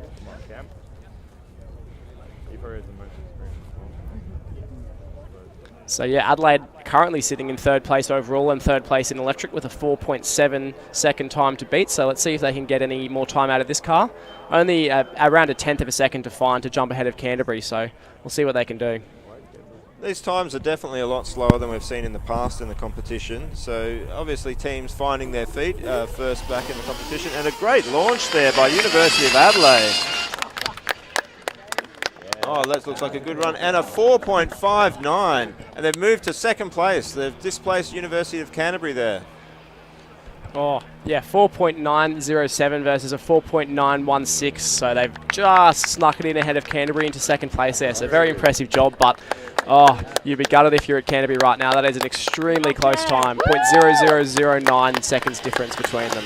Yeah, that was a very, very good launch. You could see it right from the beginning. And that's two-wheel drive versus four-wheel drive there. And really just the driver making the difference there, I think. I haven't actually had the chance to speak to the Adelaide team, but I might talk to them after this and find out if they have any kind of launch control and traction control software happening in that car. It's not uncommon in the electric vehicles, especially the two-wheel drive ones, because you have to put down such a high amount of torque from 0 RPM. So yeah, it can be difficult to get off the line without that electronic assistance. So it'll be interesting to see if that's what they're running this weekend. University of Sydney are currently sitting behind Edith Cowan University, but they'll be looking to take that place back and drop into the 4s. Yeah, so Edith Cowan currently top of IC with a 5.104, and University of Sydney with a 5.44 best time so far. So a couple of tenths behind, and we'll see what they can do this run. Yeah, I think this University of Sydney car does have some speed when it's up and running, so I think if they get a good launch, they should be able to do it.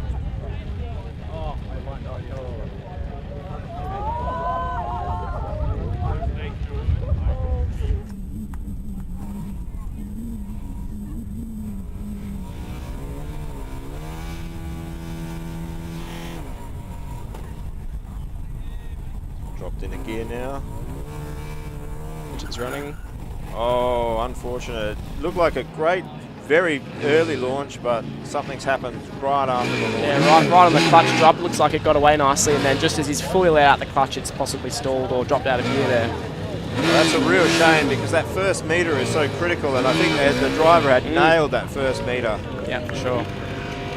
So I believe University of Western Australia lining up now. So yeah, definitely some potential out of this car, and a team we haven't seen in the dynamic events, I believe, since 2013. So it's been a long, long time. Yeah, a long road for them. So yeah, really good to see them out there, and hopefully a big cheer from the crowd if these guys can put a time on the board. Well, University of Western Australia at one stage were the best team in the world. Yeah, 100%. And have had a fairly big fall from grace and have really struggled. So to see them back at this point with a car through tech and lined up for a dynamic event, and really quite a well presented car. Very, very neat. The students are really quite an excellent team.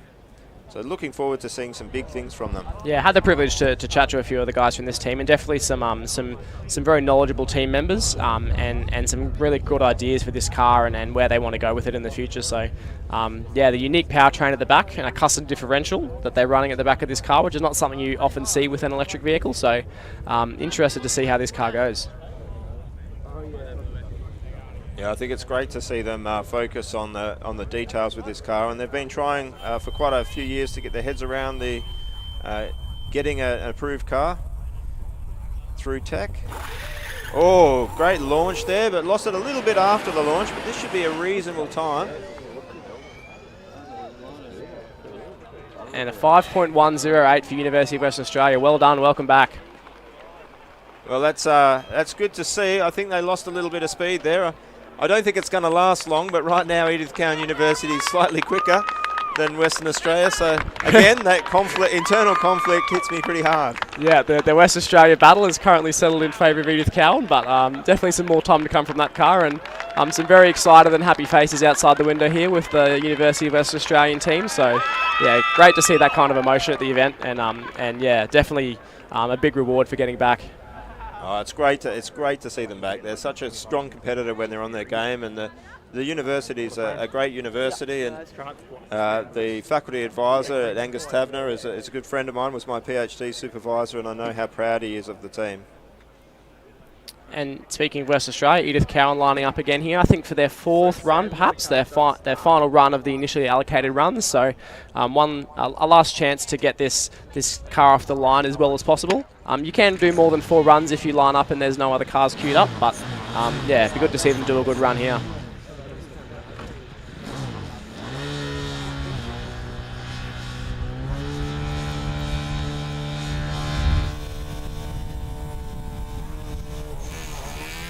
A fairly solid launch there. Yes, that's a much improved run, I think. Oh, that's a good run. Oh, and a 4.96, dropped under the 5. Well done. That moves them to 5th place overall, and maintains that first place in internal combustion. Yeah, well done, Edith Cowan.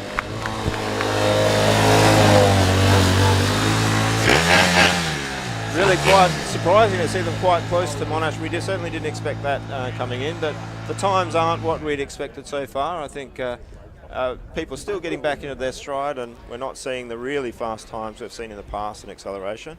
Yeah, another good story here with the University of Queensland lining up. Now this car, I know as a current Brisbane resident myself, that these guys have been absolutely flat out trying to get this thing ready. It's a bit of a departure from their recent cars. They've moved to an in-hub drivetrain on the rear with two Fisher motors. Two AMK motors, I believe. Two AMK, that's a fairly rare configuration. Yeah, correct. So I think they are looking to move to four-wheel drive in the future, but for their first edition of an in-hub gearbox, they just wanted to start simple and have a little bit less to worry about in that system. So they got two in the rear, and I believe they were very, very last minute getting this car together, but it's passed tech inspection and made it out to the acceleration start line. So hopefully these guys can put down a good time. Yeah, and if I'm not mistaken, this is the lightest of the electric cars in the competition here. From what I'm aware of, yes. I'm not certain on that one, but yeah, UQ definitely one of their big targets always is lightweight, and they always have among the lightest cars at the competition. And yeah, I think for this year it could be the lightest electric car, and that definitely will help in the acceleration event. So two-wheel drive only, but a lot of reduced mass will help to compensate that lack of traction. So. And they've had some great engineers come through UQ over the years, and some really good innovations as well. It seems like they put something in the water up in Queensland. Yeah, they definitely. I sense a bit of West Australia in the UQ boys. There's always some very innovative ideas coming out of that team, and they've done some pretty interesting kind of mechanical design and suspension systems on their cars over the years. In previous years, they've sort of gone for a more consistent sort of design philosophy, and it's actually yielded quite good results in previous years. I think they were second in both categories here in 2019, so we'll see what this car can do this year. They did have a very good run in 2019. I was massively impressed by them, not just as a car but as a team. They're always a very strong competitor, and I personally love seeing the innovation in the cars, and UQ has certainly bought a fair bit with them. They're a very, very passionate team and very passionate members and alumni, and so actually quite a few of them have made the trip down from Brisbane as volunteers this weekend, and I'm very appreciative of them for helping make this event happen. So we definitely appreciate the efforts of alumni that have finished their time as a student and giving back to the event by making sure it can run smoothly. So I know you've had local competitions up at Queensland. I always feel like it'd be a great idea to come from West Australia and go and have a run in Queensland. There's some beautiful venues up there. It's some great teams and a great part of the country. Yeah, we have the privilege of testing actually at Lakeside Raceway a lot of the time, which is hasn't hosted sort of V8 supercars or any kind of major motorsport categories for a while, but it's actually a very picturesque location. We don't test on the main track, but they have sort of a go-kart track out the back, and it's actually a really great spot to go testing. Always beautiful weather, right beside the lake, and we've had a lot of good days out there. We had the privilege to run the Queensland comp both in 2020 and 2021. We were obviously hit by COVID up in Queensland, but not quite as hard as it was down here in Melbourne. And in Western Australia was pretty good as well. Yeah, Western Australia fared pretty well. Yeah, so we had the privilege of actually running the event. Only 3 teams we have in Queensland. There's another one actually starting up at the moment with the University of Southern Queensland out at Toowoomba. We're actually working on a team. I think they may be down here spectating this weekend. No car as yet, but would be good to have a 4th Queensland team up and running. So Griffith University on the Gold Coast are here with an electric car as well, and they've actually changed from being combustion to electric in that break. And so the first year we ran that comp in 2020, they brought their 2019 combustion car and competed, and then they brought their electric car last year. So the car we see this weekend is actually an evolution of that car. And they actually are a really small team, but they have some really, really passionate and really quite knowledgeable members, and have been working extremely hard on that vehicle. So really great to see them here this weekend. Haven't seen them lining up for this event yet, but I believe they're through most of, if not all of the scrutineering. So, UQ fired up again, so hopefully we see these guys do a run now. Driver shaking their head. No good.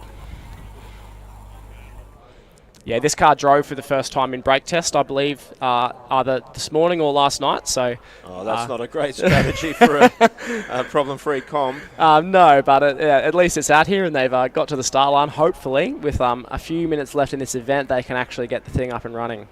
Well, I think COVID's been a massive challenge for these teams. These sorts of teams are made up of engineers that really look towards a goal at the end of the year. They're very goals-orientated. And to be taking away the Australian comp and not being able to run it really does affect the motivation of teams. And it's to the credit of teams, I think, like UWA, who've managed to keep motivation up quite high and actually really rebuild during that time. But it is a difficult task to keep everyone, I guess, match fit. Yeah, correct. I think some teams definitely saw it as an opportunity to reset and take a bit of an extended look at their sort of design and build cycle, and actually few have come out of the other side quite strong. Some teams have fared worse than others. Definitely with the loss of some of the experience you gained from coming to these competitions, and I think the Melbourne teams especially were hit hardest by that. But the Melbourne teams, they've had a pretty good run over the years with quite a lot of teams in a small area, kind of helping each other out, which is always good. And having the event pretty locally is an advantage. So that was probably not that you wish it on anyone, but maybe gave the West Australians and the Queenslanders a bit of a leg up. And so we'll see how that works out this weekend. But great to see all the Melbourne teams made it through, and actually there's been some really impressive work from a lot of them, considering what they actually had to go through. It was quite a horrible time down here in Victoria during COVID, so great to see some of the designs that have come out of those cars in that time. University of Sydney, previous best is a 5.4, they'll be looking to do better. Oh, an unfortunate launch there. Really look like they're struggling with that a little bit. Still sitting, I believe, in second place in the combustion class, so not a strong run there, but they do have a passable time on the board with a 5.4, so still sitting in second place. RMIT Combustion back in the queue, so haven't done a run yet, but we'll see how they go. I believe we have UWA and then Canterbury lining up again this time. Well, big shout out to all of those that are watching this online. I got a message from our old team captain, Liam Lewis, who was a guy we inherited from New Zealand and really was a fantastic team leader for us. And he's there, I guess, biting nails, seeing his team compete. UWA lining up again here. See if they can get this wheel spin a bit out of control this time. Yeah, much better launch this time. There. This should be a good time. Yes, and P4 for University of Western Australia with a 4.69 second pass that time. So straight into the top 5, and that puts them ahead of Monash University, Newcastle University and Tasmania University in the electric class. Yeah, I think almost regardless of what happens from here for them, I think we can safely say that UWA are back. Yeah, I think they'll be very stoked with that. It's always good to see teams that have struggled for a while get back on their feet and back at the event, so we love to see it. We definitely see in this event that success follows success. Once you do know how to put a car together and there's that institutional knowledge, it tends to stay within the team. So you have periods where the team will be doing well. So when you get a good start like this, it's really encouraging for the next few years. And yeah, we've definitely seen that with teams like Canterbury and Monash and Auckland over the years. Yeah, once you have a good foundation, keeping that, as long as you can do a good job of your documentation and your knowledge transfer processes, and that's actually really, we find often what separates the consistently top teams from the teams that have a couple of good years, is those that have the really good processes for their team management and documentation in place, and keeping that knowledge transfer flowing over years.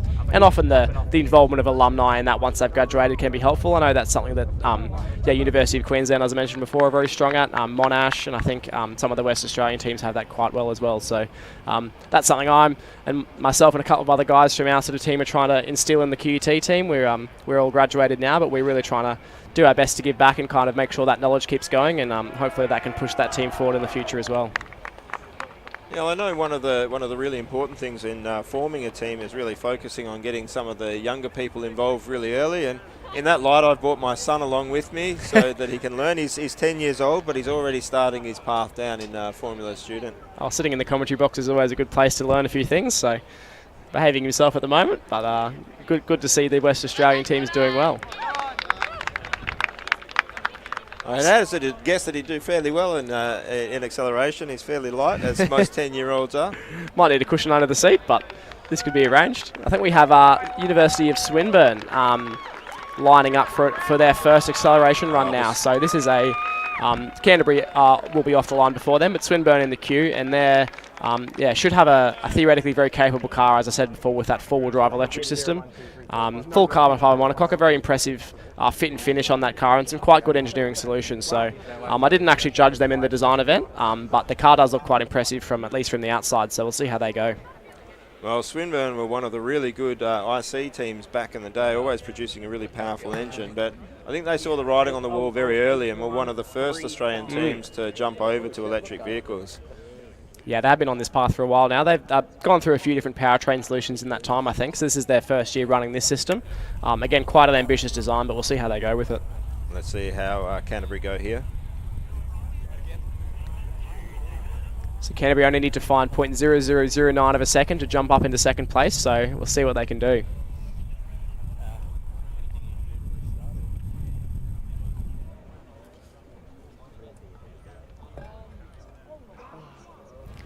So I believe, I could be wrong, I believe that is 11:30, which is the end of the event, so the queue will be shut, as far as I'm aware, unless they have extended it. So the cars that are in the queue presently, I can see are University of Tasmania, Adelaide, UTS, which haven't done a run yet, University of Technology Sydney, and Newcastle, I think, lined up for an extra run as well. So, and yeah, actually awaiting on the part itself is RMIT Combustion as well there behind Swinburne. So a few cars in the queue that will get to do another run.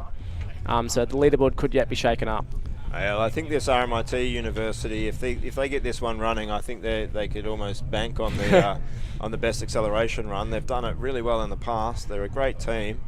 I'm expecting to see a decent run from them and probably, unfortunately, knock us off. Leaving it all up to the last run, see if they can do it in a one and done.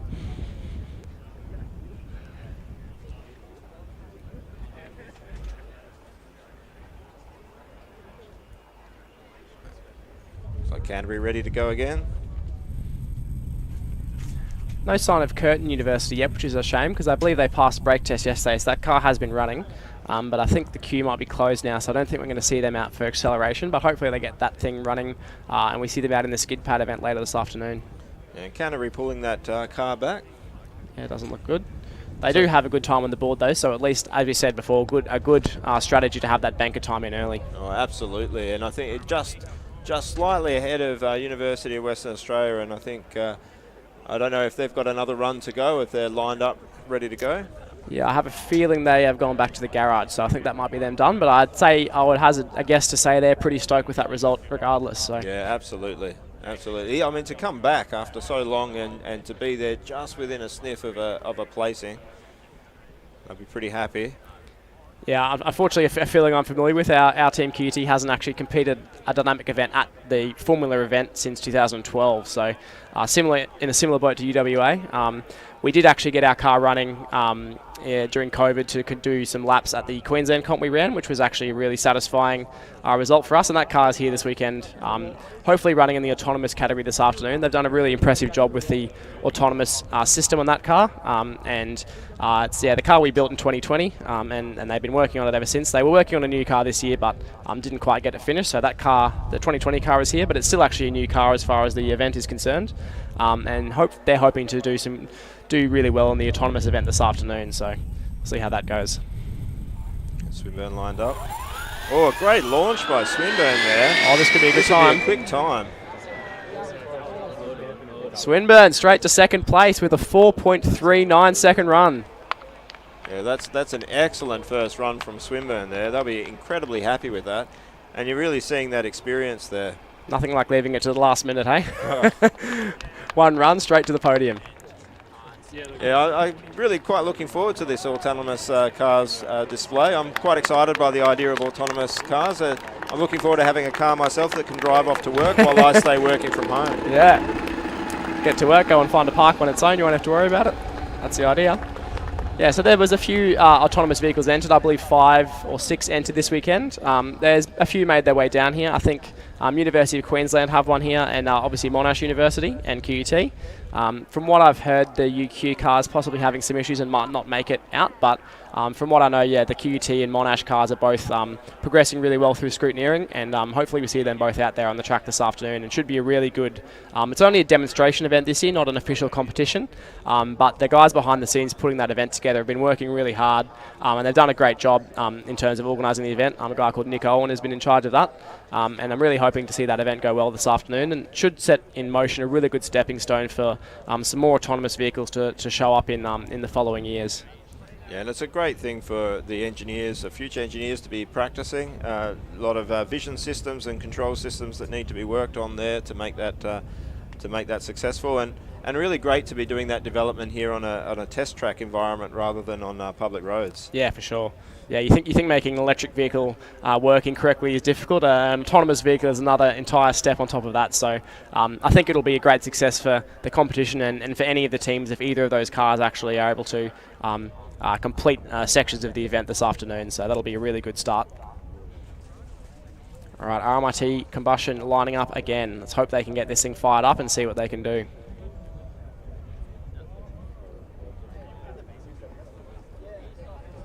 Let's hope they can get this started and get a run on the board. They'll be desperate to get something time.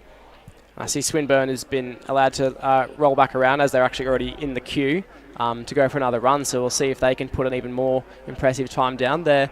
They've got about 0.57 to catch Auckland in first place. So I'm not sure they'll get that far, but they might be able to consolidate themselves in second place. And it looks like only about a half of the teams that are registered have been able to put a time on the board for acceleration. So hopefully we see some of these teams that have missed out on coming out here out for the future events. Yeah, there's definitely a couple of teams that I'm aware of past all the scrutineering tests that aren't here, so possibly some small issues have arisen for them, but the fact they've got through all the scrutineering and also the brake test means the car must have driven, so a few teams that have completed that I haven't seen, so hopefully we'll see a few more of those out there this afternoon. Well, I know one of my favourite teams, Griffith University. I'd really love to see them out and running. Yeah, they've actually always had a pretty good competitive car in the acceleration event back when they were running combustion cars. I believe they actually won the event back in 2016 in their second year of competition. They, again, they were a really small team at the time, and that car that year they actually designed it with the acceleration event in mind. I think it had a CBR 600 four-cylinder, your favourite engine. Beautiful engine. And definitely had no shortage of horsepower in the straight line. So that was quite a cool car to see that year, and they were very stoked with that. I think to win any dynamic event in your second year as a team is a very impressive effort, and that definitely is a team that have had consistently good cars all the way through. They never try and shoot too high and go for a really complicated design. They just build a solid car. It's always here at competition and always running. And yeah, it'd be good to see how they go this year.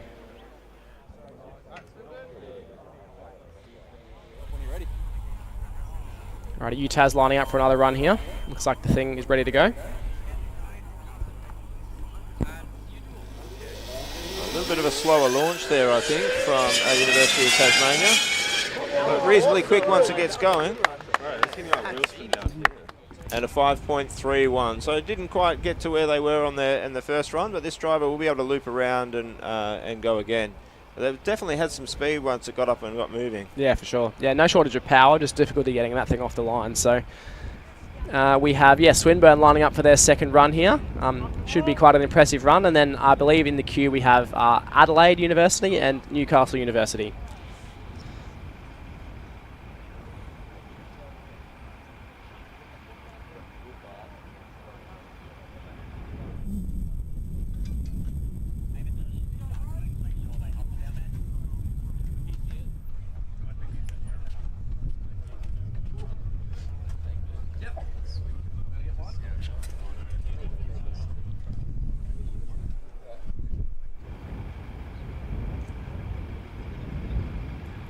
Looks like the Utah's car just stopped out there on track at the moment. Hopefully they can get that car recovered and we can get these last few drivers through. Possibly University of Technology Sydney lined up and allowed through. Hard to say. Driver's still in the car, so we'll see what happens, but still a couple of cars yet to run anyway. Yeah, I know the organisers are trying to be as forgiving as they can, given that it's been quite a long break for teams competing. Yeah, for sure. That was definitely a sort of philosophy we carried through the design event yesterday. Obviously, with the tech inspection, you can't be too lenient because the importance of that event is to make sure the cars are safe for the students and abiding by the rules. There was still some leniency in the non-safety items, with teams that have been, not been to comp for a little while, but definitely all the cars that pass through the scrutineering are 100% safe and up to scratch. But the design event was definitely run, that was the one I was involved in at least, was definitely run in a method where we still judged the teams as we normally would, but we tried to do it in a way where we gave them as much feedback as possible and encouragement and sort of, help them down the path that will improve them in years to come. Oh, well, I know that the ECU team massively appreciated the approach from the design team this year. They felt they came in quite scared. It's fairly historical that these design events and static events are quite scary, and they were quite relieved that it was a really good conversation with the design judges. So I hope that spirit continues in future comps. Yeah, for sure. Swinburne lining up here again.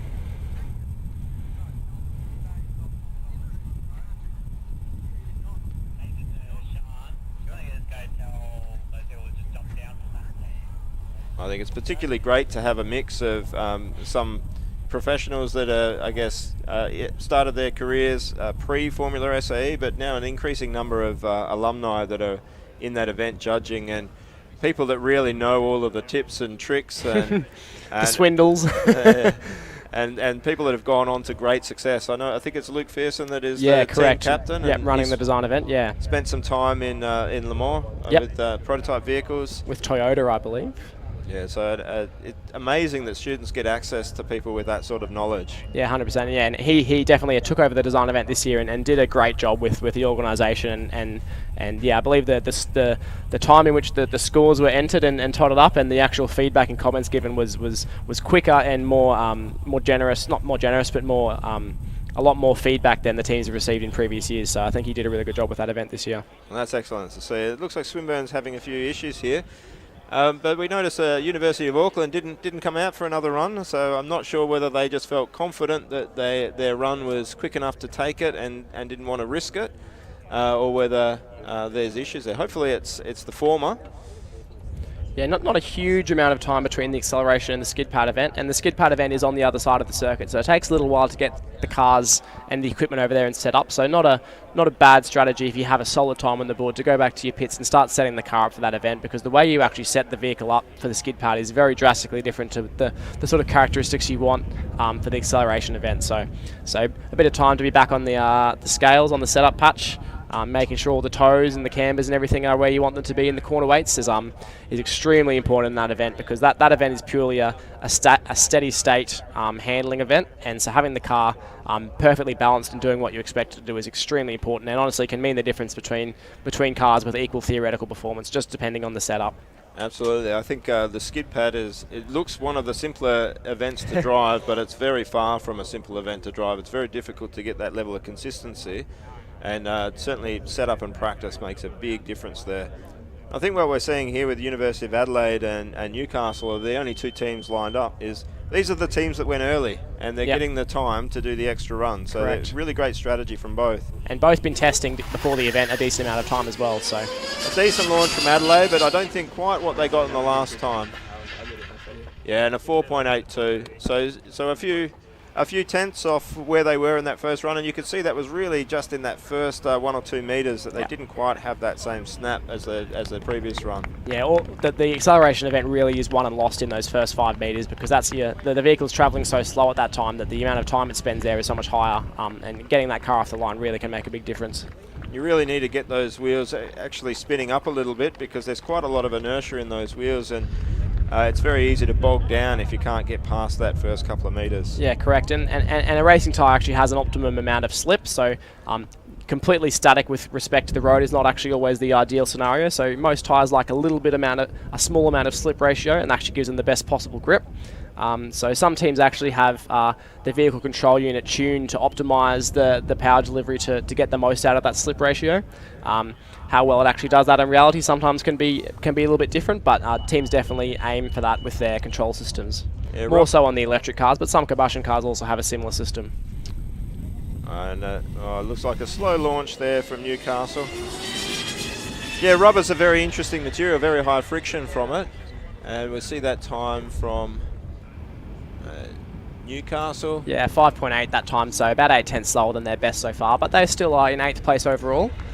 And 7th place in the EV category, so a strong result for them. So rubber has a very different property than most other materials, and it's why it's such an important material in the world is that its maximum grip doesn't occur statically, it occurs at a sliding speed, and that sliding speed is around 2 metres a second, where you start to see the peak of grip from a chunk of rubber. So it's actually less about the slip ratio and the speed difference between the tyre rotating and the actual speed of the car. So you can have quite high slip ratios right at the very, very beginning to give you speed, but then you want to bring that down quite quickly. Yeah, correct. And also very temperature dependent. So absolutely. And not such a big thing in the acceleration event because teams don't really have a chance to get the tyres up to temperature. But in your autocross event, for example, when you have to be out there and get the car up to speed straight away, having a tyre that can heat up very quickly and get to its optimum operating temperature within a few corners will be a big benefit. Great launch here. This looks like a great run by University of Tasmania. That was pretty fast. We're looking for that to come up. That looked like a 5.09, unless I'm reading that wrong. Yeah, 5.094, I believe. Did that update after that run? That looked like a little bit faster than that. Yeah, hard to say. It's not their best time either way. At least the one that shows is their last lap time, but possibly a timing issue there. Yeah. I wouldn't have thought that was a 5.09. Yeah, that looked like run. it was in the fours for sure. Looked quicker. So that could be our last run of the event, I believe. Yeah, no more cars queued up, so that's it for the acceleration event. Oh, that's been absolutely fantastic to see dynamic events here again at Winton after such a long break, and it's a real credit to the teams and the SAE to be here, but it's certainly not over yet. We've got skid pad to come later today, and then tomorrow is really where all the action happens. We look forward to seeing these cars go around the track in autocross and endurance. And let's hope that a lot of the teams that didn't get out are able to get out for skid pad and start to put some times down. Yeah, for sure. So I guess in the final results we had that impressive run earlier on from University of Auckland, putting them on top with a 3.81.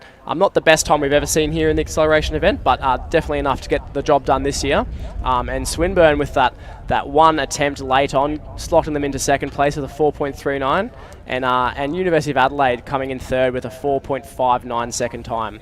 And in the that's the overall and the EV class. In seventh place, you'd be pleased to know, Kevin, that the Edith Cowan University car was the fastest combustion car with 4.96 second run. Oh, I'm very pleased. I'm actually messaging my boss right now. Hopefully I've got my job next year. That might go some of the way to securing it, I think. In second place for combustion was University of Sydney with their earlier run of a 5.44.